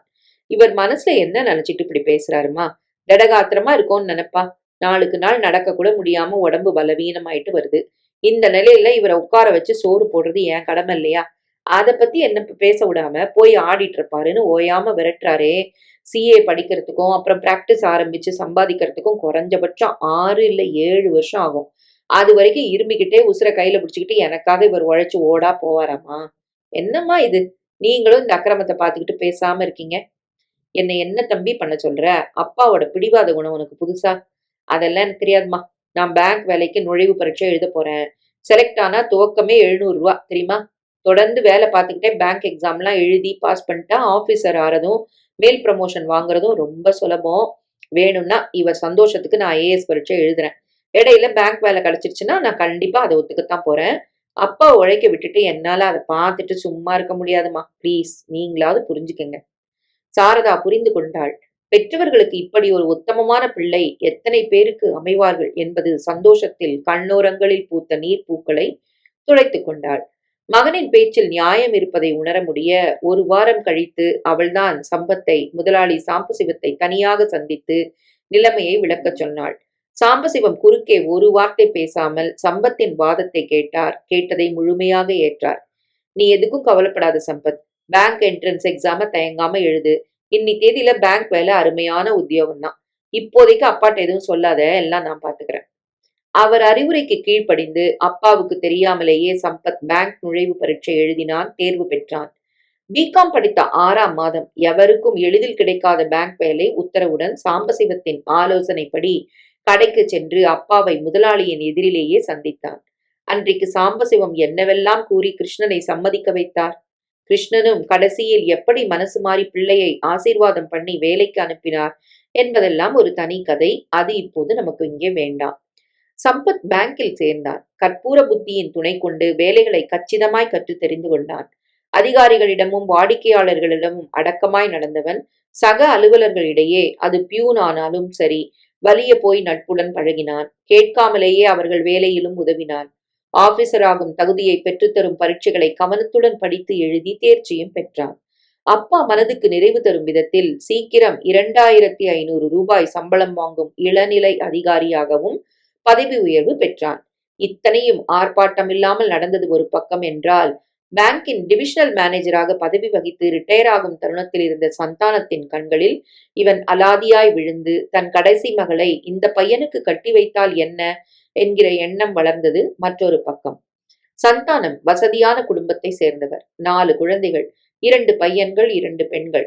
மூத்தவன் அமெரிக்காவில் டாக்டராக கொழிக்கிறான். இளையவன் ஏஜென்சி பிசினஸ். மூத்த மகளின் கணவர் வக்கீல். பணம் இருந்தும் குணமில்லாத மாப்பிள்ளை. மூத்தவளின் மூலம் பாடம் கற்றுவிட்ட சந்தானம் அந்தஸ்தையும் சாதியையும் பார்த்து கொடுத்துவிட்டு கழனிப்பானையில் கைவிட்ட கதை மீண்டும் நடக்க வேண்டாம், குணமும் மகளின் சந்தோஷமும் தான் முக்கியம் என்று உணர்ந்து ஒரு நல்ல நாளில் சம்பத்தின் வீட்டு கதவை தட்டினார். விஜி என்கிற விஜயலட்சுமி. 40 பவுன் நகை, பேங்கில் 10,000 ரொக்கம், மந்தைவெளி பஸ் ஸ்டாண்டுக்கு எதிரில் சின்னதாய் வீட்டை கொண்ட 2 கிரவுண்ட் நிலம் இத்தியாதிகளுடன் கிருஷ்ணன் தம்பதிக்கு மருமகளானது இப்படித்தான். திருமணமான 1.5 வருஷத்தில் அசோக் பிறந்தான். ஒண்டு குடித்தனம் போய் மந்தவெளி வீட்டில் வசதியான வாழ்க்கை. இதைவிட நிறைவாக ஒருத்தருக்கு குடும்பம் அமைய முடியுமா என்கிற மகிழ்ச்சியுடன் இருந்ததற்கு திருஷ்டி பரிகாரம் போல் கிருஷ்ணனின் மரணம் சம்பவித்தது. தூங்கி எழுந்தவர் வழக்கம் போல கலகலப்பாக இல்லை. பேரனன் கூட விளையாட ஆர்வம் காட்டவில்லை. சிரமப்பட்டு குளித்தவர் காலை சிற்றுண்டி சாப்பிட உட்கார்ந்த போது பொறுக்க மாட்டாமல், ராத்திரியிலிருந்தே முணுமுணுன்னு மாற வலிக்குது தம்பி, உன வீணா தொந்தரவு பண்ண வேணான்னு இருந்தேன். ஆனா இப்போ மூச்சு விடுறது கூட சிரமமா இருக்கு என்று மெதுவாக கூற, டாக்ஸி பிடித்து உடனே தனியார் மருத்துவமனைக்கு அப்பாவை அழைத்து கொண்டு ஓடினான் சம்பத். மாரடைப்பு. மாலை 4 மணி அளவில் அம்மாவை பார்த்துக்கோ என்று இந்த பிள்ளையிடம் சொல்வது அனாவசியம் என்கிற எண்ணம் புன்சிரிப்பு கலந்த நிம்மதியுடன் முகத்தில் படர, அந்த முகபாவம் மாறாமலே கிருஷ்ணன் அமைதியாய் இறந்து போனார். 2ஆம் வருடம் கீதா பிறந்தாள். வேலையில் சம்பத்தின் திறமை இன்னும் உணரப்பட்டதில் மவுண்ட் ரோட் கிளைக்கு மேனேஜர் பொறுப்பை தன் 30வது வயதில் சம்பத் ஏற்றான். கை நிறைய சம்பளம், மனதுக்கு பிடித்த குடும்ப வாழ்க்கை என்று வாழ்க்கை சீராக போனாலும் திருப்தியுடன் சம்பத் இருந்திருக்கலாம். இல்லை, மேலும் கடுமையாக உழைத்து சில சவால்களை எதிர்நோக்கி முன்னேற முடியும் என்றால் அதை செய்யாமல் போதுமென்ற மனமே பொன் செய்யும் மருந்து என்று அவனால் சும்மா இருக்க முடியவில்லை. ஓரிரு வருடங்களாகவே பேங்க் மூலமும் சில வாடிக்கையாளர் வாயிலாகவும் அறிந்து கொண்ட விவரங்கள், சொந்தமாக ஒரு கம்பெனி ஆரம்பித்தால் என்ன என்கிற விதையை அவனுள் ஊன்றிவிட்டதில் இனியும் பொறுக்க முடியாது என்றானதும் ஒரு நாள் வீட்டுக்கு பெரியவராய் மட்டுமல்லாது நாளும் தெரிந்த கெட்டிக்காரராகவும் இருந்த தன் மாமனாரிடம் இது குறித்து மனம் விட்டு பேசினான். ஒருத்தட்ட கை கட்டி சேவகம் பார்க்கறத விட்டுட்டு சொந்தமா தொழில் தொடங்கினா என்னன்னு தோணுது. மாமா, பெரிய பெரிய பிரைவேட் கம்பெனிங்கெல்லாம் சொந்தத்துல கார் வச்சுக்காம வாடகை வண்டிகளை உபயோகப்படுறத பத்தி யோசிக்க ஆரம்பிச்சிட்டாங்க. நாம முந்திக்கிட்டா மெட்ராஸ்லயே பெரிய டூரிஸ்ட் காருங்களை கொண்ட கம்பெனியா சீக்கிரமா ஆயிரலான்னு ஆராய்ச்சி புள்ளி விவரங்க சொல்லுது. 4-5 கம்பெனி ஆபீசருங்கள்ட்ட பேசினேன். நீ ஆரம்பி, நாங்க பிசினஸ் தரோம்னு நம்பிக்கையா சொல்றாங்க. நாம ஒரு பகுதி பணத்தை போட்டா போதும், மிச்சத்தை பேங்க் கண்டிப்பா தரும். பெரியவரா நீங்க இருக்கீங்க, அப்பப்போ ஆலோசனை சொல்ல. ஆக தயங்காம ஆரம்பிச்சிடலானே நான் நினைக்கிறேன். உங்க அபிப்பிராயத்தையும் சொன்னா நல்லா இருக்கும். உன்னிப்பாக மாப்பிள்ளை பேசுவதை கேட்ட சந்தானம் மறு யோசனையின்றி தன் சம்மதத்தை தெரிவிக்க அந்த விஜயதசமி அன்று சம்பத் டிராவல்ஸ் துவங்கப்பட்டது. முதல் 3 மாதங்களுக்கு 4ஆக இருந்த வண்டிகள் வருஷம் முடிவதற்குள் 10ஆக மாறின. சம்பத்தின் அயராத உழைப்பு, நேர்மை, நட்போடு கூடிய குணம் இவற்றோடு தகுந்த உதவிகளும் சமயத்தில் கிடைத்ததில் கம்பெனி ஓஹோவென்று வளர்ந்ததில் ஆச்சரியம் என்ன? பேங்கில் இருந்த நாட்களில் பாண்டியன் சம்பத் சந்திப்புகள் நடுநடுவில் வழக்கம் போல நிகழவே செய்தன. பாண்டியன் படங்களை விநியோகிக்கும் துறையில் அப்பாவுக்கு உதவியாய் தீவிரமாக இறங்கின நேரம் அது. பணம் புகழோடு தவிர்க்க இயலாமல் வந்த தாம்தூம் பழக்கங்கள் ஏராளமாக பாண்டியனிடம் அடைக்கலம் புக, கையாலாகாத தனத்துடன் வெள்ளம் தலைக்கு மேல் போய்விட்ட பரிதவிப்புடன் சம்பத் பார்க்க முற்பட்ட நாட்கள் அவை. அப்போதெல்லாம் அத்தனை வருடங்களாக வளர்ந்துவிட்ட நட்பு தந்த உரிமையில் வெள்ளிக்கிழமை மாலை இருட்டின பிறகு வண்டியுடன் வந்து பெரிதாய் ஹாரன் ஒலி எழுப்புவான் பாண்டியன். என்னடா என்றால், உடனே கிளம்பு, நம்ம பெங்களூர் போறோம், நம்ம புது படம் அங்க ரிலீஸ் ஆயிருக்கு, பப்ளிக் ரியாக்ஷன் எப்படி இருக்குன்னு பொடிநடையா போய் நேராவே பார்த்துட்டு வந்துடலாம் என்பான். தயங்கினால், என்னடா நாளைக்கு பேங்க் அரை நாள், மறுநாள் ஞாயிற்றுக்கிழமை, எனக்காக அரை நாள் கூட நீ லீவ் போடக்கூடாதா என்று தடாலடி அடிப்பான். மறுக்க இயலாமல் ஓரிரு முறைகள் சம்பத் உடன் சென்றது உண்டுதான். ஆனால் ஒவ்வொரு சமயமும் ஏண்டா வந்தோம் என்ற உணர்வே அவனுக்குள் புகைமூட்டமாய் எழுந்திருக்கிறது. 100, 110 என்கிற வேகத்தில் வண்டி பறக்கும். சாலையில் நடக்கும் மனிதர்கள் மயிரிழையில் தப்புவார்கள். மெதுவா போயேன் பாண்டியா, ஆளுங்களை அடிச்சிட்டா என்ன ஆகும் என்றால், ஆஹா என்று பதிலுக்கு சிரிப்பான். கூடவே, என்னாகும், நாட்டுக்கு ஜனத்தொகை குறையும், செத்து ஒளியட்டுமேடா, இவங்க இல்லைன்னு யார் எழுதுறாங்க, ஏதோ நாட்டுக்கு நம்மளாலான சேவை என்பான் துளி ஈவிரக்கம் இல்லாமல். புதுப்படம் ரிலீஸ், ஜனங்கள் ரியாக்ஷன் என்பதெல்லாம் வெறும் ரீல். பெங்களூர் போவது அவிழ்த்துவிட்ட கழுதைகளாக இருக்கவும், கண்டபடி குடித்து ரேசுக்கு போய் பணத்தை வாரிவிடவும் தான் என்பது புரிந்த பிறகு அந்த பயணங்களை தவிர்க்கவே சம்பத் விரும்பினான். பின்னர் 1½ நாழி குதிரைகளை தலையோடு கால் பார்த்து அதன் பூர்வாங்க சரித்திரத்தை படித்து பணம் கட்டினால் 1 நிமிடத்தில் குதிரைகள் ஓடி ஆயிரக்கணக்கில் பணத்தை ஏப்பம் விடுவதை விளையாட்டு என்றால் எப்படி ஏற்றுக்கொள்வது? அதுவும் ஒரு தரம் 20,000 ரூபாயை சுளையாக பறிகொடுத்துவிட்டு வெளியில் வந்தபோது கூட காட்டாத ஆத்திரத்தை மறுநாள் வேறொரு சந்தர்ப்பத்தில் பாண்டியன் வெளியிட்ட போது, இவன் ஏன் இப்படி இருக்கிறான் என்கிற மன உளைச்சல் சம்பத்தை இரவு முழுவதும் உறங்க முடியாமல் பிராண்டியது நிஜம். நடந்தது இதுதான். லால்பாகுக்கு சென்று அங்குள்ள தீனி கடைகளில் கண்டதையும் வாங்கி தின்று காரில் அமர்ந்தபடியே குடித்த பாண்டியன் கிளம்பும் போது சற்று தள்ளி நின்றிருந்த அந்த வண்டியை பார்த்து விட்டான். வெள்ளை பிளைமவுத் வண்டி, நம்பர் BNU 1977. ஏய், கொஞ்சம் இறங்கி போய் அந்த வண்டியில யாராச்சும் ஆள் இருக்காங்களான்னு பார்த்துட்டு வா என எதற்கோ சொல்கிறான் என்ற நினைப்பில் சம்பத்தும் போய் பார்த்து விட்டு வந்து, யாரும் இல்லடா என்றான். குட், இப்போ ஒரு வேடிக்கை பாரு என்ற பாண்டியன் சுற்றும் முற்றும் பார்த்தான். 8 மணி இருட்டில் கண்ணுக்கு எட்டியவரை யாரும் இல்லை. ஓசைப்படாமல் இறங்கி அந்த வண்டியின் பின்சக்கர டயரில் உள்ள காற்றை இறக்கிய பின் தன் காரை கிளப்பினான்.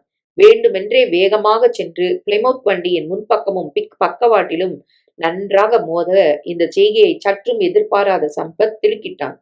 ஏய், என்னடா செய்ற, உனக்கு என்ன பைத்தியமா? குரல் கொடுத்தவனை ஏறிட்டு தன் மாமூல் சிரிப்பொன்றை பாண்டியன் சிரித்தான். இது யார் வண்டி தெரியுமா?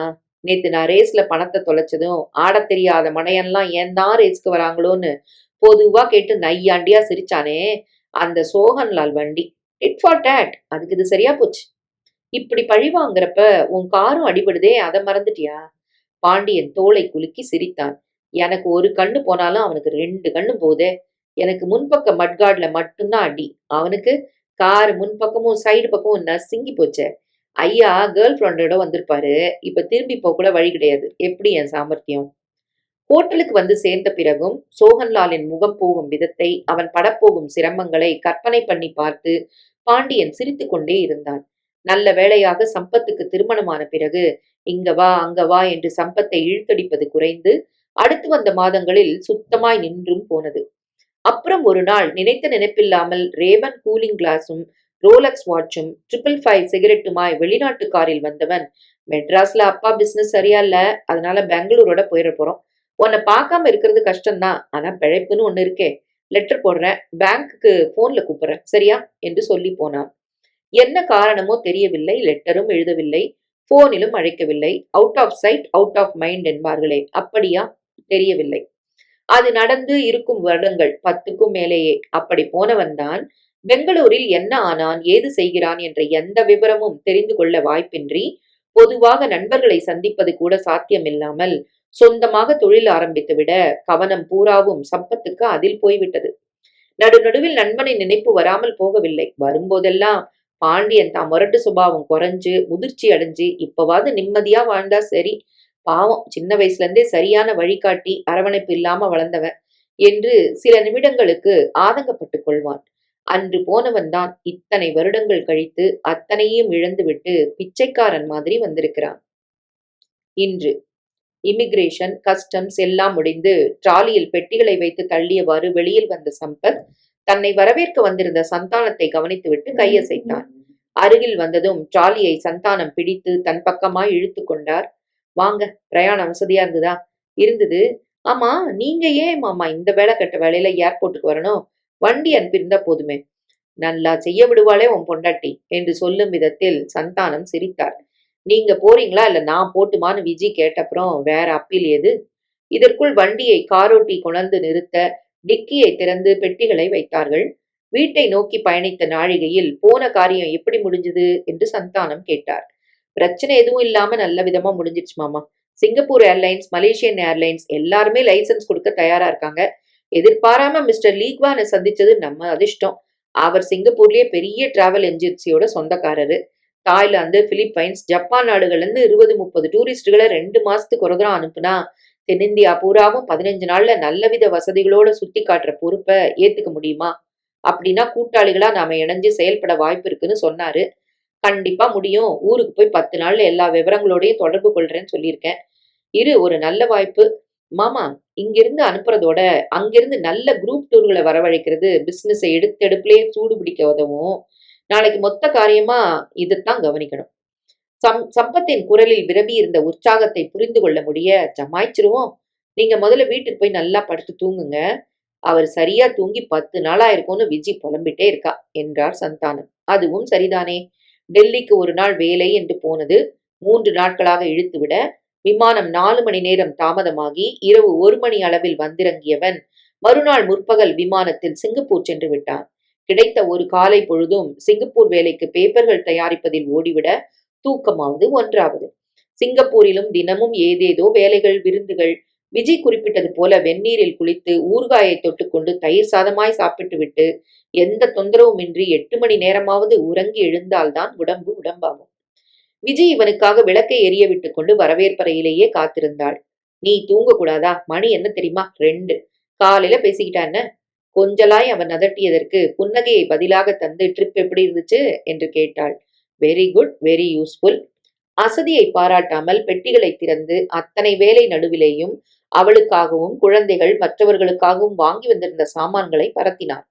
சாப்பிட்ட நாழிகையில் உறக்கத்தை மறந்துவிட்டு சின்ன பையனைப் போல மிஸ்டர் லீக்வானை சந்தித்தது பற்றி விளக்கினான். தொடர்ந்து எதிர்கால திட்டங்களையும் விவரித்தான். சம்பத் டிராவல்ஸ் என்ற பேரை உடனடியா சம்பத் டிராவல் இன்டர்நேஷனல்னு மாத்தணும். விஜி, இன்னும் 3 மாசத்துக்குள்ள நம்ம விளம்பரங்கள் தொடர்ந்து எல்லா தமிழ் பத்திரிகைகள்லயும் வந்து பாக்குறவங்க கவனத்தை ஈர்க்கும்படி செய்யணும். பிளைட்ல வரப்போ ஒரு புது விளம்பர உத்தி தோணுச்சு. ஒரு தடவை ஒரு எழுத்தாளர் அமெரிக்க அழைப்புல அங்க 3 மாச காலம் விருந்தாளியா போய் நாட்டை சுத்தி பார்த்துட்டு வந்தேன். அந்த பயணம் பத்தி அவங்க என்னை எதுவுமே எழுதும்படி கேட்டுக்கல. ஆனா அங்க எனக்கு தரப்பட்ட தனி கவனிப்பு, என் பிரயாணங்களுக்காக செய்யப்பட்டிருந்த ஏற்பாடுங்க, வித்தியாசமான சந்திப்பு எல்லாம் மனசுலயே தங்குனதுனால, நானாவே ஊர் திரும்பினதும் புதிய சுவடுகள்ன்ற தலைப்புல ஒரு அமெரிக்கா பயண கதைய தொடரா பிரபல பத்திரிகையில எழுதுனேன்னு சொன்னாங்க. இது நல்ல டெக்னிக்ன்னு எனக்கு தோணுது. 2 மாசம் கழிச்சு நாம தேவையான ஏற்பாடுகள செஞ்சப்புறம், 6 பிரபல பத்திரிகைகளுக்கு அவங்க சார்புல ஒரு பிரதிநிதிய அனுப்புங்கன்னு கேட்டுக்க போறேன். இந்த 6 எழுத்தாளர்களையும் Singapore, Malaysia, Thailand, Indonesia, Philippines நாடுகளுக்கு நம்ம செலவுல அழைச்சிட்டு போயி, இதுவரைக்கும் யாரும் குடுக்காத வித்தியாசமான அனுபவங்கள மனிதநேய கண்ணோட்டத்தோட குடுக்க போறேன். திரும்ப வந்து எழுதுறதும், எழுதாததும் அவங்க விருப்பம். ஆனா 6 பேர்ல 2 பேராவது நன்றி கடன திருப்புற விதமா பிரபல பத்திரிகைகள்ல தங்களோட அனுபவங்கள எழுதுனாங்கன்னா, ஜனங்க நடுவுல தாங்களும் வெளிநாட்டுக்கு போணும், இதையெல்லாம் அனுபவிக்கணுங்கிற ஆசை தோணாதா? என்ன சொல்ற? எப்படி நம்ம ஐடியா? விஜி தீவிரமாய் சிந்தித்து பதில் கூறினாள். நல்லாத்தான் இருக்கு. ஆனா இதுக்கு எக்கச்சக்க பணம் செலவாகாதா? தவிர நம்ம நாட்டுல அத்தனை வசதியா வாழ்றவங்க எவ்வளவு பேரு? பத்திரிக்கை படிக்கிற சாதாரண மிடில் கிளாஸ் ஜனங்களுக்கு வெளிநாடுகளுக்கு போறதுங்கிறது சுலபமான நடக்கிற காரியமா? ஆசை இருந்தா மட்டும் போதுமா? வசதி வேணாமா? சம்பத் குனிந்து அவள் தொடையில் தட்டினான். கில்லாடிமா நீ, குரல் வளையிலேயே கை வைக்கிறியே என்று பாராட்டியவன் தொடர்ந்தான். ரொம்ப சரி, உன் சந்தேகம்லாம் எனக்கும் இல்லாமல்ல. 6 எழுத்தாளர்களை 3 வாரம் எல்லா வசதியோடும் அனுப்புறதுக்கு செம்ம செலவுதான் ஆகும். பரவாயில்ல, இதுவும் ஒரு முதலீடுன்னு துணிய வேண்டியதுதான். நம்ம நாட்டுல எத்தனை பேருக்கு வெளிநாட்டுக்கு போற வசதி இருக்கு? சரியான கேள்வி. வசதி இல்ல. தின்ன சோறும் குழந்தைகளை படிக்க வைக்கமே வசதியுமே எல்லாமே பல பேரு திண்டாடிட்டு இருக்கிறது எனக்கும் தெரியும் தான். ஒரு 10,000 பேர் இத பத்தி சிந்திக்க துவங்கி 1000 பேர் போலாமேன்னு நினைச்சு நம்ம கிட்ட வந்தா கூட போதும். நாம செலவு செஞ்சதுக்கு பலன் கிடைச்சிரும். வசதி இருக்கிற நிறைய பேருக்கு வெளிநாடுக்கு போக ஆசை இருக்கு. ஆனா எங்க எப்படிங்கிற வழி தெரியாம முடியுமாங்கிற நம்பிக்கை இல்லாம தயங்குறாங்க. அவங்கள உசுப்பி விட்டு பயத்தை போக்க வச்சு நாம வழிகாட்டி அழைச்சிட்டு போக முடிஞ்சா? விஜி வாயை கீறிக்கொண்டு எழுந்த கொட்டாவியை அடக்கினாள். ஏற்கனவே மெட்ராஸ் பூராவும் நிறைய நல்ல டிராவல் ஏஜென்சிஸ்லாம் இருக்கு. அவங்க செய்யாத எந்த புதுமையை நீங்க செய்ய போறீங்கன்னு எனக்கு நிஜமா புரியல. சம்பத் அவள் தலையில் செல்லமாய் குட்டினான். அதெல்லாம் யோசிக்காம ஐயா பேசுவனா? மிஸ்டர் லீக்வான் அருமையான மாஸ்டர் பிளான் கொடுத்திருக்கிறாரு. கேட்டா அசந்துருவ. ஆனா இப்ப வேணாம். உனக்கு ஏற்கனவே தூக்கம் கண்ண சொருகுது. வா படுக்கலாம். மிச்சத்தை நாளைக்கு பேசிக்கலாம். மனைவியை அணைத்தபடி படுக்கை அறையில் சம்பத் நுழைந்தான். படுத்து அரை தூக்கத்தில் இருந்தபோது நினைத்துக் கொண்டு விஜி கேட்டாள். ஆமா, நீங்க வாங்கிட்டு வந்த சாமான்லயே வசத்தியா ஒரு சிகரெட் லைட்டர் இருந்துச்சே, யாருக்காக வாங்கிட்டு வந்திருக்கீங்க?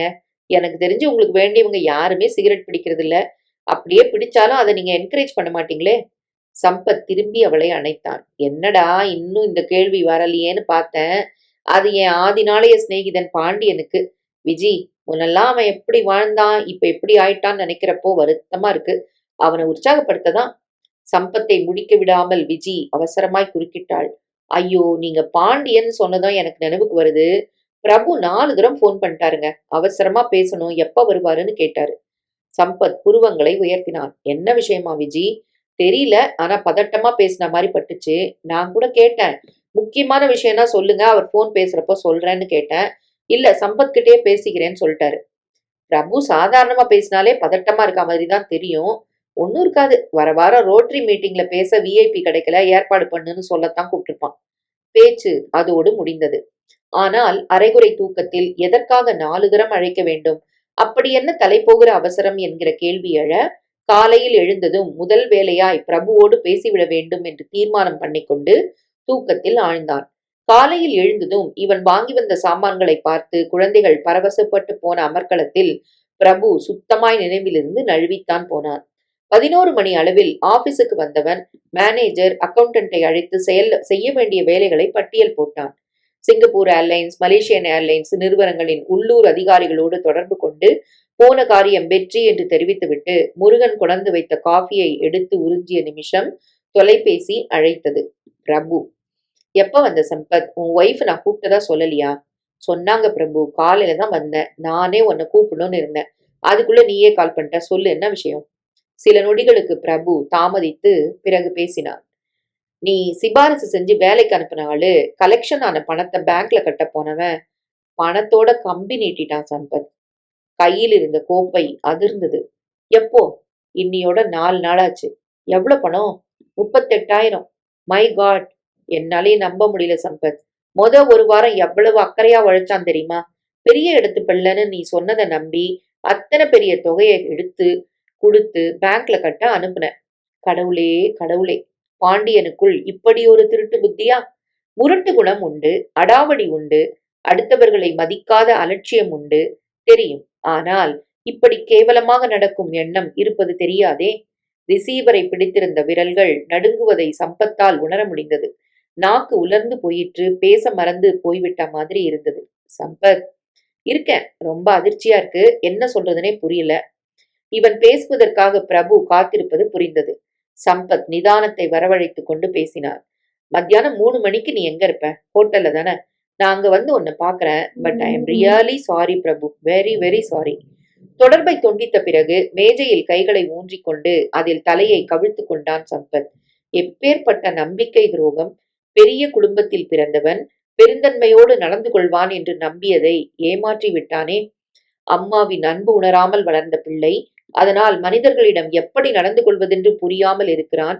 அன்பை கொடுத்தால் வழிக்கு வந்து விடுவான், வயது ஏற ஏற முதிர்ச்சி வந்தால் நிதானப்பட்டு விடுவான் என்று இத்தனை வருடங்களாக நினைத்த நினைப்புகளை அர்த்தமில்லாமல் செய்து விட்டானே.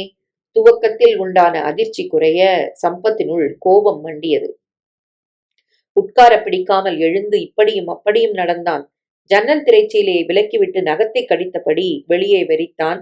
தன்னிச்சையாய் எந்த கட்டுப்பாடுமின்றி வளர்ந்து யாருக்கும் துளி உபயோகமில்லாமல் இடத்தை அடைத்துக் கொண்டு வளர்ந்திருந்த கோணல் தென்னை மரம் பார்வையில் விழ முதுகுத்தண்டில் வெட்டியது. கோணல் மரம் துவக்கத்திலேயே கோணிடுச்சுங்க. சின்ன கண்ணா இருக்கிறப்பவே சரி செஞ்சிருக்கணும், செய்யல. இப்ப முழுசும் கோணல் ஆயிடுச்சு. முதல் கோணல் முற்றும் கோணல். சரிதானா? பெரியவர்கள் அனுபவப்பட்டுத்தான் சொல்லி இருக்கிறார்களா? நான் தான் அவன் மேல் கொண்டு விட்ட அன்பு காரணமாய், தாயில்லா பிள்ளை என்கிற பரிதாபம் காரணமாய், உண்மை நிலையை மறைத்ததன் விளைவாய் அவன் சுயரூபத்தை புரிந்து கொள்ள இத்தனை வருடங்களாய் தவறிவிட்டேனா? உதவி செய்யற குணம் ரொம்ப ஒசத்தியானதுதான். ஆனா யாருக்கு செய்யறோங்கிறத புரிஞ்சுக்கிட்டாதான் நம்ம செயலுக்கு அர்த்தம், பலன் கிடைக்கும். செடியை விட்டுட்டு களைக்கு தண்ணி பாய்ச்சறதுனால யாருக்கு என்ன உபயோகம்? பாத்திரம் அறிஞ்சு பிச்சையிடுன்னு பெரியவங்க சும்மா சொல்லல. வாஸ்தவம். இத்தனை வருடங்களாக இவன் கண்களை மூடிக்கொண்டு கத்தாழைக்கு அன்பை கொடுத்ததுதான் நடந்திருக்கிறது.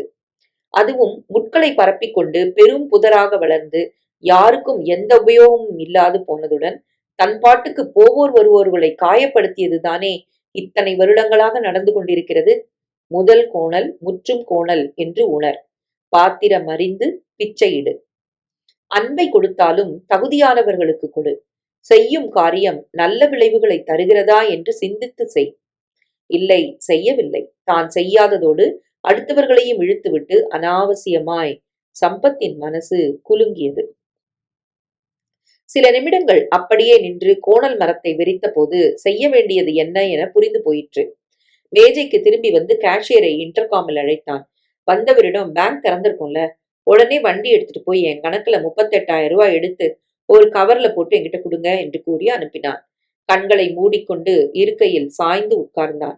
மனது கொஞ்சம் அமைதிப்பட்டிருப்பது புரிந்தது. அப்பா அடிக்கடி இது புத்தி கொள்முதல் என்று கூறும் வார்த்தை நினைவுக்குள் வெட்டி பார்த்தது. ஆம், செய்யும் தவறை தொடர்ந்து செய்யாமல் இருக்க அப்போது புத்தி கொள்முதல் ஒவ்வொருவருக்கும் அவசியம்தான்.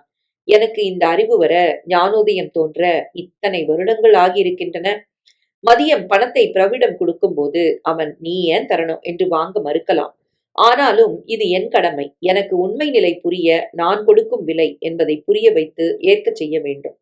இது எனக்கு புத்தி வருவதற்காக நான் செலவழிக்கும் முதலீடு என்பதை அவனுக்கு விளக்கினால் அவன் புரிந்து கொள்வான், புரிந்து கொள்ள வேண்டும். அடுத்து சிங்கப்பூரிலிருந்து பாண்டியனுக்காக வாங்கி வந்த சிகரெட் லைட்டரை மேஜை மேல் தினமும் கண்ணில் படுகிற மாதிரி வைத்துக் கொள்ள வேண்டும். அது இனியும் கண்மூடித்தனமான அன்புடன் நிஜத்தை புரிந்து கொள்ளாமல் செயல்படுவதை தவிர்க்க உதவும். அடுத்து தனக்குத்தானே எடுத்துவிட்ட தீர்மானங்களை வரிசைப்படுத்தியவனுக்கு சாப்பிட வீட்டுக்கு வரேன் என்று விஜயிடம் கூறியிருந்தது ஞாபகத்துக்கு வர சம்பத் எழுந்தான். கதவை திறந்து கொண்டு வெளியே நடந்தவன் உதவியாளரை தாண்டிய போது நின்றான். தோட்டத்துல இருக்கிற கோணல் தென்னமரத்தை யாராவது ஆளை விட்டு வெட்டிட சொல்லுங்க. அந்த இடத்துல நல்ல தென்னம்பிள்ளை வச்சு பாதுகாத்தா பலனாவது இருக்கும் என்று சொல்லிவிட்டு நடந்த போது இது நாழிகை ஆக்கிரமித்திருந்த குழப்பம், வலி மெதுமெதுவாக குறைந்து மனது தெளிவடைய முற்படுவதை சம்பத்தால் நன்றாகவே உணர முடிந்தது.